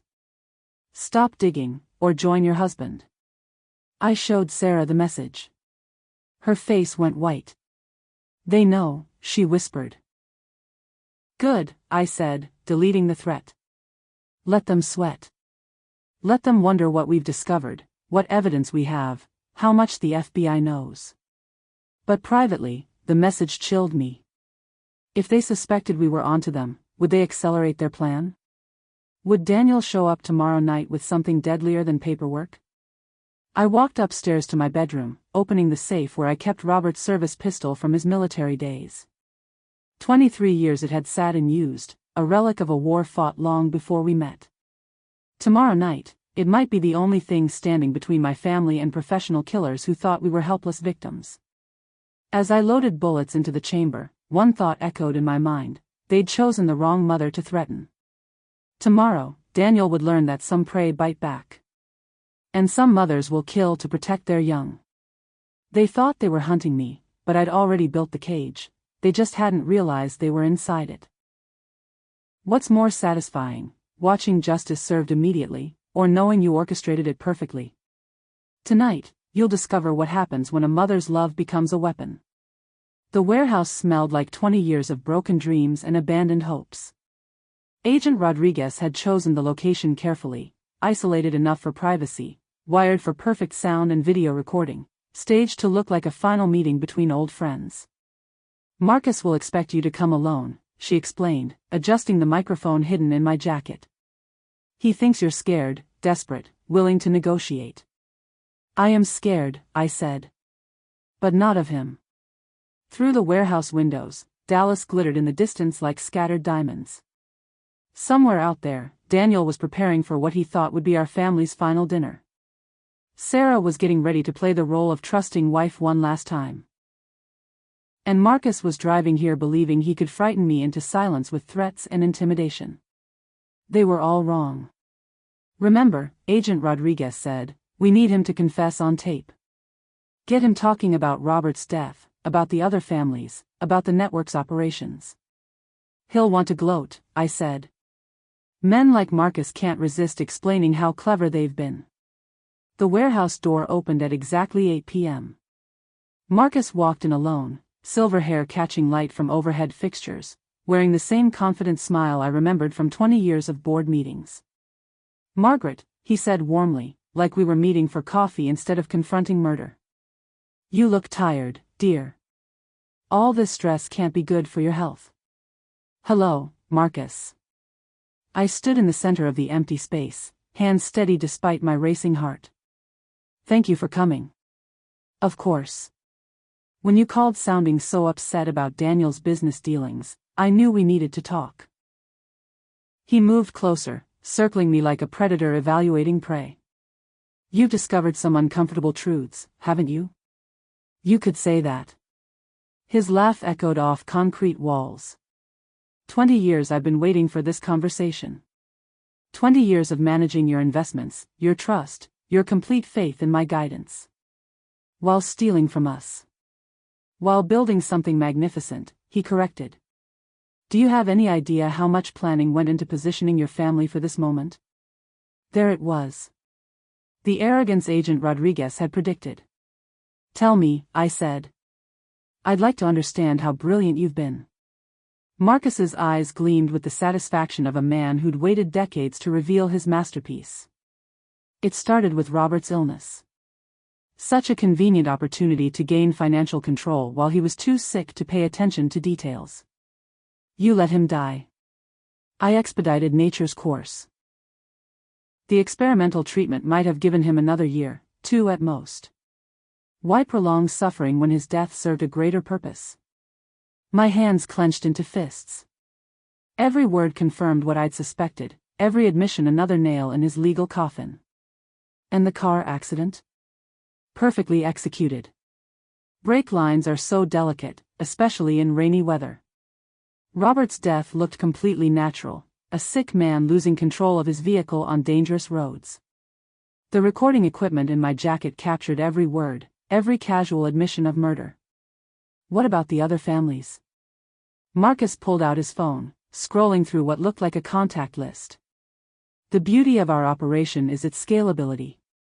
Victoria recruits the targets, I provide financial oversight, and our male operatives handle the personal relationships. Like Daniel. David Chen is our most successful agent. 3 previous marriages, 3 substantial inheritances, and now your daughter. He's exceeded all expectations. By making Sarah pregnant? Marcus's smile faltered slightly. What? Did you really think we wouldn't figure it out? Sarah's 8 weeks pregnant with your star performer's child. For the first time since entering the warehouse, Marcus looked uncertain. That wasn't part of the plan. Plans change, I said. Especially when the targets fight back. His phone buzzed. He glanced at the screen, and his face went white. Victoria's been arrested. FBI picked her up an hour ago. Along with David Chin, also known as Daniel, also known as my daughter's husband. Marcus backed toward the warehouse entrance, finally understanding he'd walked into a trap. You've been working with law enforcement. For 3 days. They have everything, Marcus. Financial records, surveillance footage, recorded confessions. The entire network is finished. He reached the door and found it locked. Agent Rodriguez stepped out of the shadows, badge visible, gun drawn but not threatening. Marcus Caldwell, you're under arrest for conspiracy to commit murder, fraud, and racketeering. As handcuffs clicked around his wrists, Marcus looked at me with something like respect. I underestimated you, Margaret. You underestimated a mother protecting her child, I corrected. That was your first mistake. Your last mistake was killing my husband. They led him away still protesting, still trying to negotiate, still believing his charm and intelligence would save him from consequences he'd avoided for 20 years. Agent Rodriguez walked me to my car. How do you feel? Empty, I said honestly. Justice served, but Robert's still gone. Sarah's still married to a killer. Our family's still broken. But you're alive. Your daughter's alive. Your grandchild will grow up safe. As I drove home through Dallas streets that looked different now, cleaner, brighter, less threatening. I thought about Sarah waiting for news, about the baby growing inside her, about the future we'd fought to protect. My phone rang. Sarah's name on the caller ID. It's over, I said before she could speak. All of them? All of them. You're safe now. Your baby's safe. Silence stretched between us, filled with everything we'd survived and everything we'd learned about the men we trusted. Mom? Yes, sweetheart. I love you. For protecting us. For being strong when I couldn't be. For never giving up.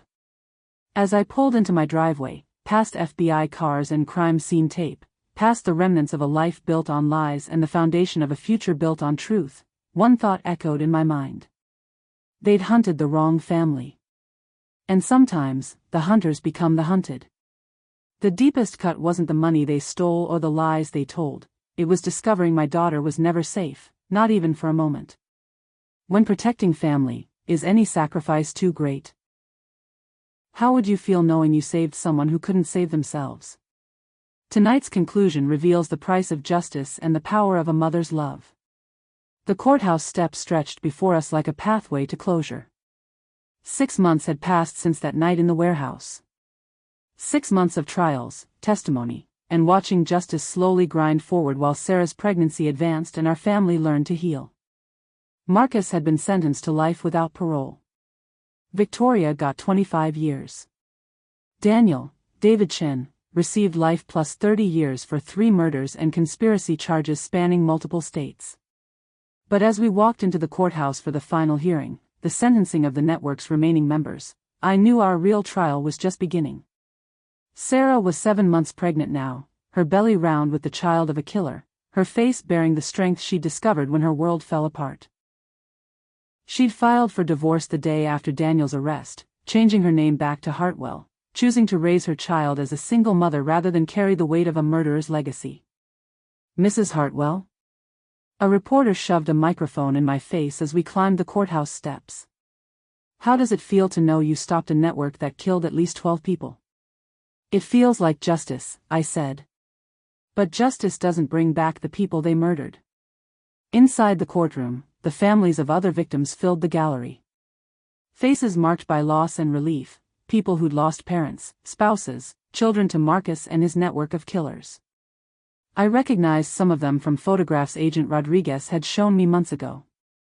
The Denver family whose patriarch had died in a suspicious fall. The Miami widow whose son-in-law had inherited everything before disappearing. The Phoenix couple whose daughter had married David Chen before his other identity as Daniel. We were connected now by shared tragedy and survival, a community born from betrayal and strengthened by justice. Judge Harrison called the court to order. We're here for the final sentencing in the matter of the Caldwell Conspiracy Network. The remaining defendants sat in orange jumpsuits, shackled and defeated. 7 men who'd used charm and false love to destroy families, all facing life sentences for their crimes. Before I pass sentence, Judge Harrison said, I'd like to hear victim impact statements. One by one, survivors stepped forward to tell their stories. A daughter whose father died after trusting the wrong financial advisor. A son whose mother's mysterious accident came days after changing her will. A sister whose brother's new wife inherited everything before vanishing. When my turn came, I stood on shaking legs and faced the men who destroyed so many lives. My husband Robert was a good man, I began, my voice steady despite the pain. He served his country, built a business, raised a daughter, and loved his family. Marcus Caldwell murdered him for money and spent 3 years comforting me at family dinners while planning my death. I looked directly at Marcus, seeing no remorse in his eyes, no recognition of the lives he'd destroyed. But the deepest betrayal wasn't financial. It was personal. You made my daughter fall in love with a killer. You made her carry his child. You turned her marriage into a weapon aimed at our family's heart. Sarah squeezed my hand, her strength flowing between us like electricity. However, I continued, you made one crucial mistake. You underestimated what a mother will do to protect her children. You thought we were helpless victims, but we were never helpless. We were just waiting for the right moment to fight back. The courtroom was silent as I returned to my seat. Judge Harrison nodded solemnly before addressing the defendants. The crimes you've committed represent a level of premeditated evil that shocks the conscience. You've turned trust into a weapon, love into a trap, family bonds into opportunities for murder. He sentenced each remaining member to life without possibility of parole. As the bailiffs led them away, Marcus turned back to look at me one final time. His mouth moved silently, but I could read his lips, this isn't over. Outside the courthouse, reporters swarmed us with questions about the case, the investigation, our plans for the future. But I only had eyes for Sarah, whose hand rested protectively on her growing belly. Are you okay? I asked. I'm free, she said simply. For the first time in 8 months, I'm completely free. That evening, we sat in my kitchen, the same kitchen where Daniel had brought me flowers while planning my murder, where Marcus had shared family dinners while counting my money, where I'd first started putting together the pieces of their conspiracy. But it felt different now. Clean. Safe. Like a house where love lived instead of lies. Have you thought about names? I asked, watching Sarah's hand move in circles over her belly. Robert, she said without hesitation. If it's a boy, I want to name him after Grandpa. And if it's a girl? Sarah smiled for the first time since learning the truth about her husband. Hope. Because that's what we have now. As I watched my daughter plan for her child's future, I realized something profound had changed in both of us. We'd started this journey as victims, a trusting daughter and a grieving widow. But we'd ended it as survivors who'd fought back and won. The phone rang. Agent Rodriguez's name appeared on caller ID. Congratulations, she said. You helped us shut down the largest family targeting conspiracy in FBI history. What happens now? Now you heal. Now you raise that grandchild. Now you live the life Robert would have wanted you to have. After hanging up, I found Sarah standing at the kitchen window, looking out at the garden where Daniel used to pace while taking mysterious phone calls. I loved him, she said quietly. Even knowing what he was, part of me still loved the man I thought he was. That's not weakness, sweetheart. That's humanity. How do I explain this to my child someday? How do I tell them their father was a killer? I put my arm around her shoulders, feeling the strength that had carried us through months of horror and justice. You tell them their father was a criminal, but their mother was a hero. You tell them evil tried to destroy our family, but love won. You tell them they come from a line of women who don't back down when people they love are threatened. Sarah leaned against me, her belly pressing between us where my grandchild grew safe and wanted and free from the legacy of violence that had created them. Outside, Dallas glittered in the distance, the same city where Marcus had plotted our destruction, where Daniel had charmed his way into our lives, where Victoria had planned our deaths. But it was also the city where we'd fought back and won. Where justice had been served and families had been saved. Where a mother's love had proven stronger than a killer's greed. As we stood together in the kitchen where our nightmare began and our healing started, I made a silent promise to the grandchild growing in Sarah's womb. You will never know a world where trust is weakness. You will grow up knowing that some people are worth fighting for. And you will learn that sometimes, love means being strong enough to stand against evil, even when it wears a familiar face. The predator had come into our home. But the protectors had prevailed. They say justice is cold comfort, but watching your husband's murderer sentenced to life felt like the warmest embrace I'd had in 20 years. After surviving betrayal, how do you learn to trust again? What does healing look like when justice has been served? Tonight, discover how a family rebuilds after evil tried to destroy them. 1 year after the trials ended, I stood in the nursery of my grandson Robert James Hartwell. The walls glowed soft blue in morning light, hand-painted clouds spanning the ceiling like promises of better days ahead. Through the window, I could see Sarah in the garden, teaching 8-month-old Bobby to smell roses without touching thorns. The irony wasn't lost on me.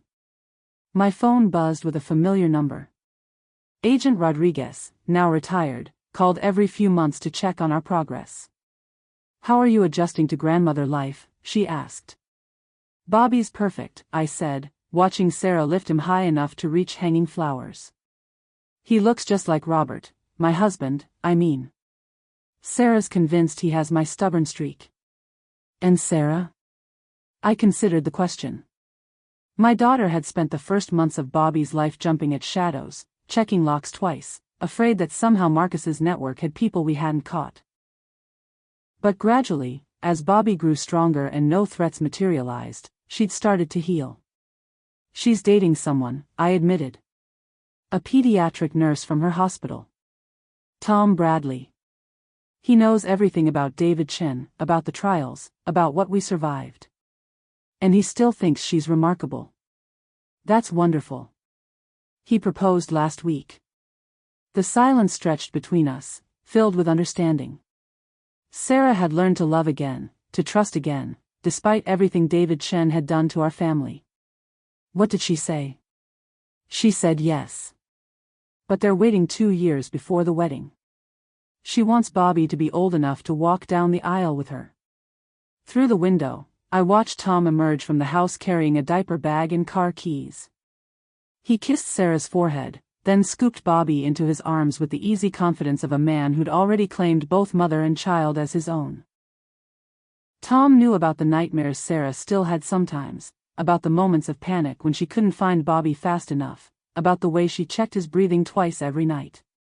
He'd never known David Chen, but he was helping erase the damage that killer had left behind. "Mrs. Hartwell?" Agent Rodriguez's voice pulled me back to the phone call. "I'm here. I have some news you might find interesting. The foundation you established, the Hartwell Foundation for Family Safety, has helped identify 3 more networks similar to Marcus's operation. After the trials ended, I'd used the money recovered from Marcus's accounts to create an organization dedicated to helping families recognize and escape financial predators. Support groups, educational programs, legal assistance, everything I wished had existed when David Chen first smiled at my daughter. 3 more networks. One in California, targeting tech executives. Another in Florida, focusing on retirees. And a group in New York that specifically recruits men to marry wealthy widows. The old anger flared in my chest. Even with Marcus and his people in prison for life, the evil they'd represented continued to spread like cancer through society. Are the families safe? They are now. Your foundation's warning signs helped them recognize the danger before anyone got hurt. I closed my eyes, feeling something like peace settle in my chest. Robert's death had meaning now. Our family's trauma had become protection for others. The front door opened downstairs. Sarah's voice carried up from the foyer. "Mom? Tom's taking us to lunch. Are you ready?" "Coming." I called back, ending the phone call with Agent Rodriguez. Downstairs, I found my family preparing for an ordinary Sunday outing, Sarah checking Bobby's diaper bag, Tom loading the stroller into his car, my grandson babbling happily from his carrier. Normal family chaos. The kind of beautiful mundane moment that David Chen had tried to steal from us forever. "Where are we going?" I asked. "That new place downtown," Tom said. "The one with the patio where Bobby can see the fountain." As we walked to the car, Sarah fell into step beside me. "I had the dream again last night," she said quietly. "The one where David comes back." "What happened in the dream?" "The usual. He shows up at the door claiming he escaped, that the trial was fake, that he's still my husband." She glanced at Bobby, sleeping peacefully in Tom's arms. "But this time was different." "How?" Sarah's smile was fierce, protective, nothing like the trusting woman David Chen had married. "This time, I slammed the door in his face and called the police. I wasn't afraid. I was angry." "Good," I said. "Anger is useful. Fear makes you a victim. Anger makes you a fighter." At the restaurant, Tom secured a high chair while Sarah organized Bobby's supplies with military precision. My grandson reached for everything within his tiny grasp, curious about the world around him, unafraid of strangers or new experiences. He would grow up safe. Loved. Protected by people who'd learned the difference between trust and gullibility, between love and manipulation. "I've been thinking about the wedding," Sarah said as we waited for our food. "About whether to invite extended family." "Your decision," I said. "But remember, some people will always blame you for not seeing David's true nature sooner. And some people will act like surviving makes us heroes when we were just lucky," Tom added. "Neither group really understands what happened." He was right. In the year since the trials, people had treated us like celebrities or victims, never just as family members who'd fought back when evil threatened what we loved. Bobby started fussing, reaching for Sarah with determined little hands. As she lifted him from his high chair, settling him against her shoulder, I saw something beautiful in her face. Pure, uncomplicated love. The kind of emotion David Chen had tried to weaponize, that Marcus had tried to exploit, that Victoria had dismissed as pathetic weakness. But it was the strongest force in the world. Strong enough to make a trusting daughter suspicious when her husband started lying. Strong enough to make a grieving widow investigate her son-in-law's business trips. Strong enough to bring down a network of killers who'd operated for decades. "Mrs. Hartwell?" A woman approached our table hesitantly. "I'm sorry to bother you, but I wanted to thank you." I looked up, recognizing her face from somewhere I couldn't place. "My name is Patricia Williams. From Denver. My family was one of the ones Marcus's network targeted. The Denver family. The widow whose son-in-law had inherited everything before disappearing." "Patricia," I said, standing to embrace her. "How are you?" "Alive, thanks to you." When the FBI contacted us about the network, when they explained the pattern, we realized how close we'd come to losing everything. She looked at Sarah, at Bobby, at Tom with his protective hand on Sarah's shoulder. "Your courage saved my family. I wanted you to know that." After she left, we finished lunch in comfortable quiet, watching Bobby discover the joy of mashed bananas and sunshine streaming through restaurant windows. "Do you ever wonder what would have happened if you hadn't gotten that anonymous phone call?"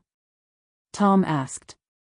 I considered his question, thinking about the woman who'd warned me about David Chen's business trips. Agent Rodriguez had never been able to trace the call, never identified who'd tipped me off about my son-in-law's double life. "Someone was watching out for us," I said finally. "Maybe another victim who escaped, maybe someone who worked with Marcus and grew a conscience. Does it matter? It matters that they cared enough to warn you, Sarah said. It matters that they chose to protect strangers instead of staying safe.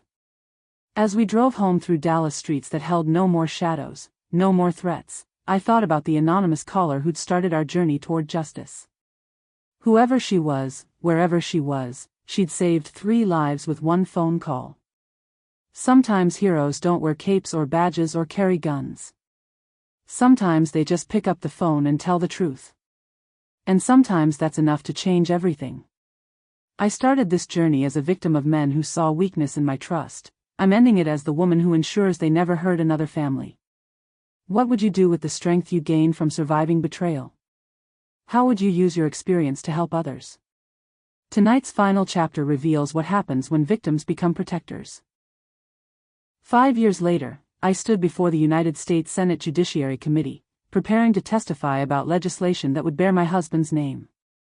The Robert Hartwell Family Protection Act would require background checks for anyone seeking power of attorney over elderly or vulnerable family members.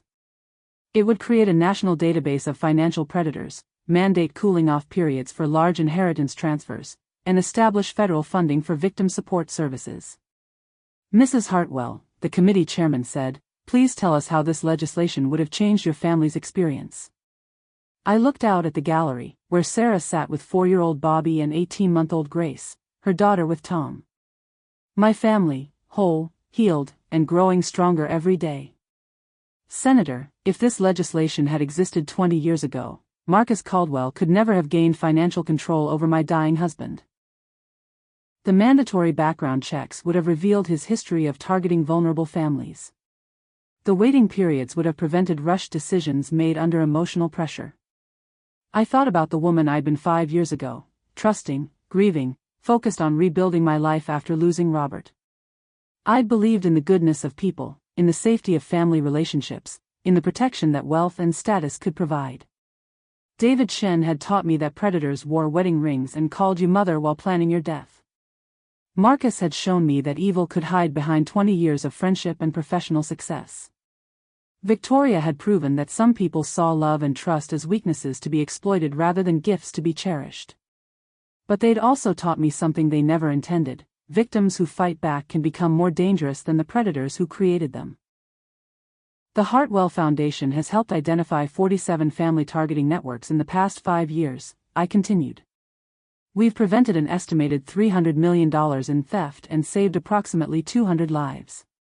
200 families who wouldn't experience what we'd survived. 200 children who'd grow up with their grandparents alive, their inheritances intact, their trust in family relationships unbroken. But Mrs. Hartwell, another senator interrupted, some critics argue that your foundation promotes suspicion within families, that it damages legitimate relationships by encouraging paranoia. I smiled, thinking of Tom and Sarah's wedding 3 years ago, where Bobby had walked his mother down the aisle while Grace napped in my arms. Tom had courted Sarah slowly, transparently, meeting every friend and family member, submitting to background checks he'd requested himself, understanding that trust had to be earned rather than assumed. Their marriage was stronger because it was built on honesty rather than blind faith. Senator, healthy relationships can withstand scrutiny. Love doesn't demand immediate access to bank accounts or pressure for hasty financial decisions. Trust grows gradually through consistent actions, not through manipulation and isolation. After the hearing, I joined my family for dinner at a restaurant near the Capitol. Bobby entertained his little sister with silly faces while Tom and Sarah discussed their plans to expand the pediatric trauma program at their hospital. Normal family conversation about work and children and weekend plans. The kind of ordinary happiness that David Shen had tried to steal, that Marcus had planned to destroy, that Victoria had dismissed as pathetic weakness. "Gamma," Bobby said, using his toddler version of grandma, "tell us the story about the bad man again." Sarah started to redirect him, but I held up my hand. We'd agreed early on that Bobby and Grace would know age-appropriate versions of their family history, that they'd understand why Mommy sometimes checked locks twice and why Gamma had started a foundation to help other families. "Once upon a time," I began, "there was a family who loved each other very much, but they didn't know that someone was trying to hurt them. The pretend daddy," Bobby said solemnly. That's right. The man who pretended to love Mommy but really wanted to hurt our whole family. But you stopped him, Grace added, though at 18 months she could barely pronounce the words. We stopped him together. Mommy and Gamma and the police and lawyers and judges. Because when families stick together and tell the truth, the bad guys always lose in the end. It was a simplified version, of course. They'd learned the full story when they were older, about David Chen's other wives, about Marcus's 20-year plan, about Victoria's network of killers. They'd understand that evil could wear familiar faces, that trust had to be balanced with wisdom, that love sometimes meant being strong enough to fight. But for now, it was enough that they knew their family had faced danger and emerged victorious. After dinner, as we walked through Washington's monuments lit against the night sky, Sarah fell into step beside me. Do you ever regret it? She asked. Starting the foundation, becoming so public about what happened? I considered her question. The foundation had made me a target for criticism, conspiracy theories, and occasional threats from people who thought I was paranoid or attention-seeking.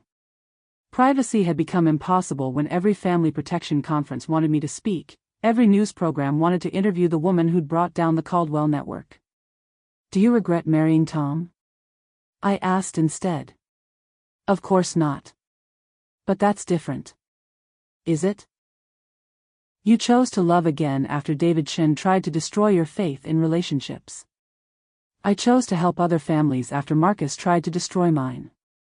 We both decided that evil doesn't get to win.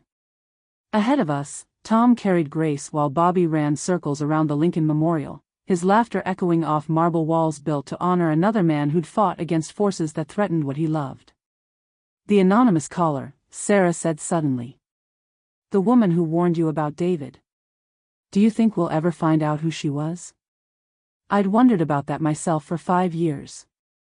Agent Rodriguez had exhausted every lead, traced every possible connection, but the identity of the woman who'd saved our lives remained a mystery. Maybe it doesn't matter who she was, I said. What matters is that she chose to speak up when she could have stayed silent. I think about her sometimes. About how much courage it must have taken to make that call. We stopped walking, watching Bobby chase pigeons while Tom and Grace fed them breadcrumbs from a bench nearby.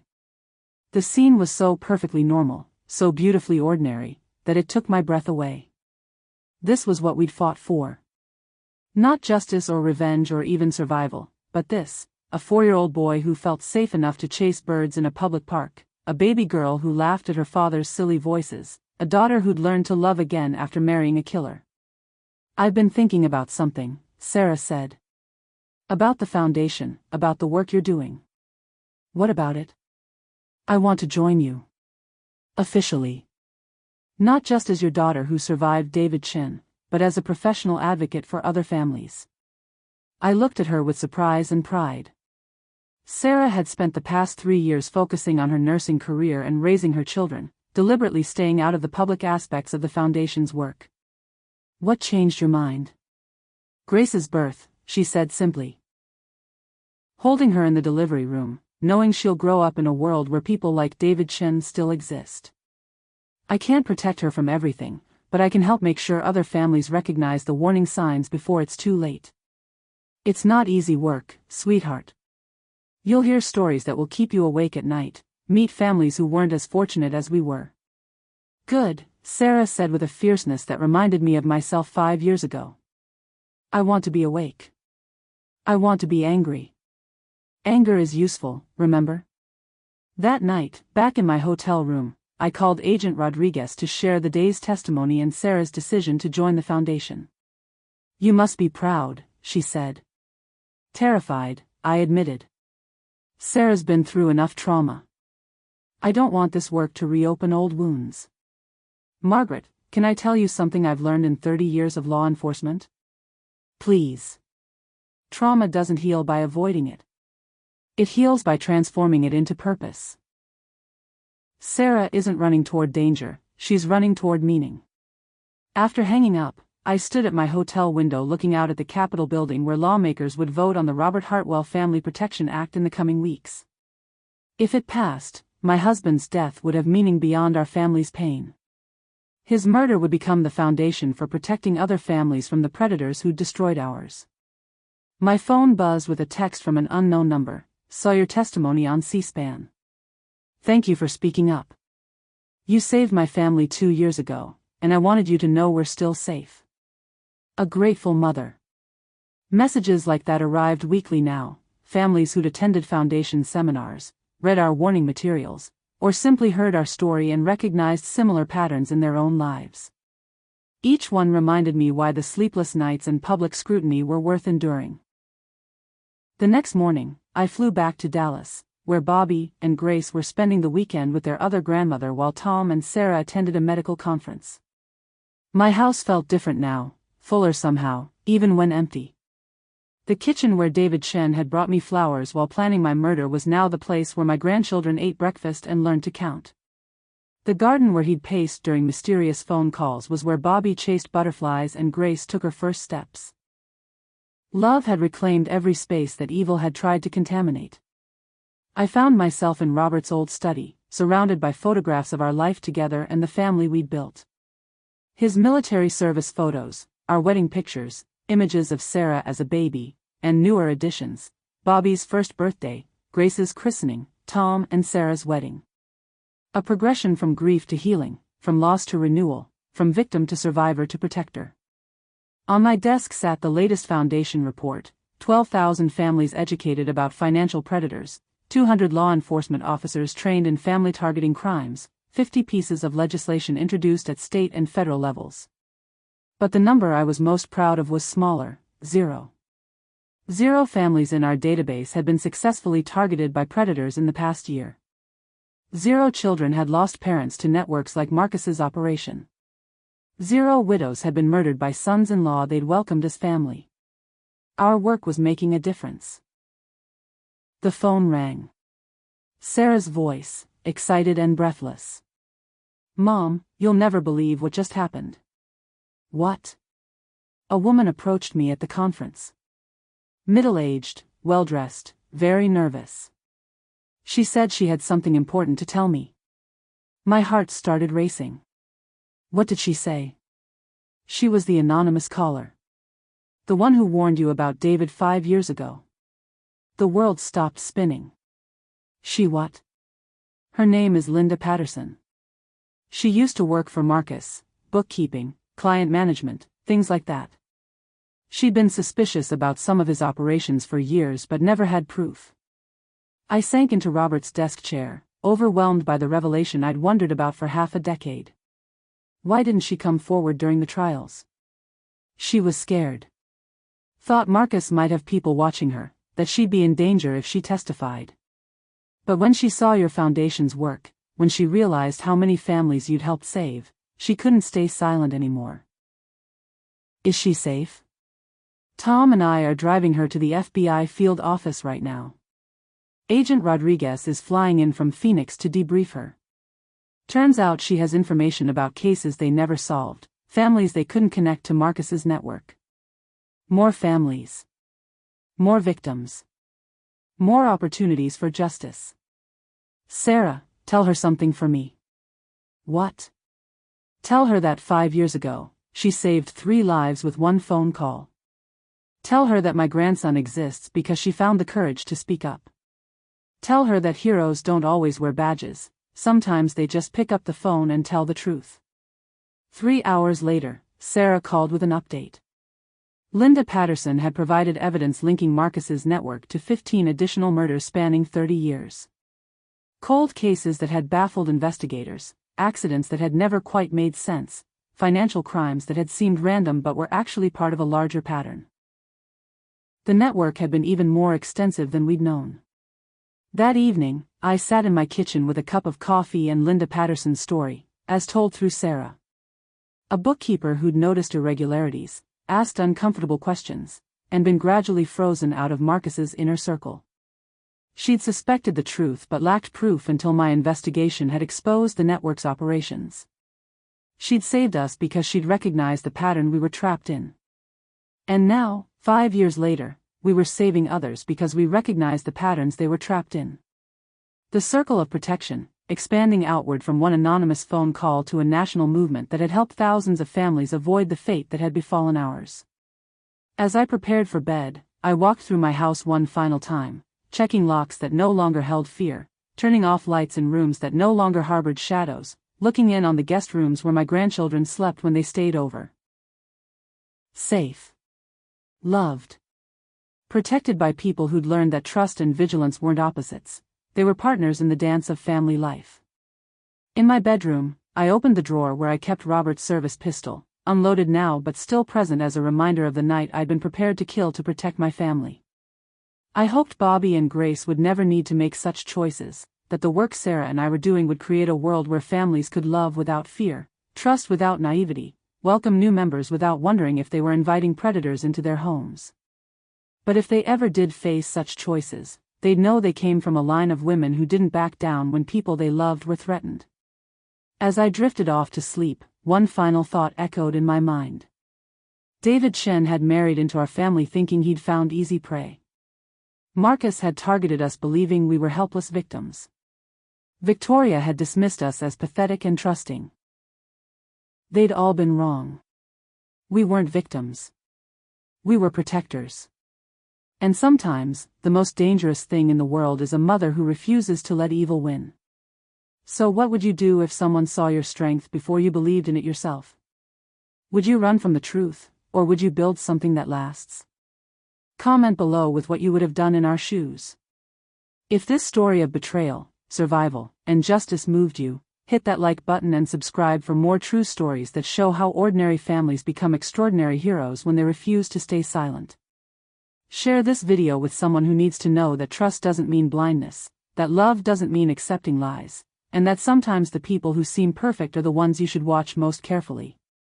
Remember, the most powerful predators hide behind familiar faces, but the strongest protectors are the ones who learn to fight back. Tell me in the comments what warning signs you'd watch for, what you'd do to protect your family, and how you'd use your experience to help others. Because the best revenge against evil isn't hatred, it's making sure it never wins again. Thanks for watching, and remember, when families stick together and tell the truth, the bad guys always lose in the end.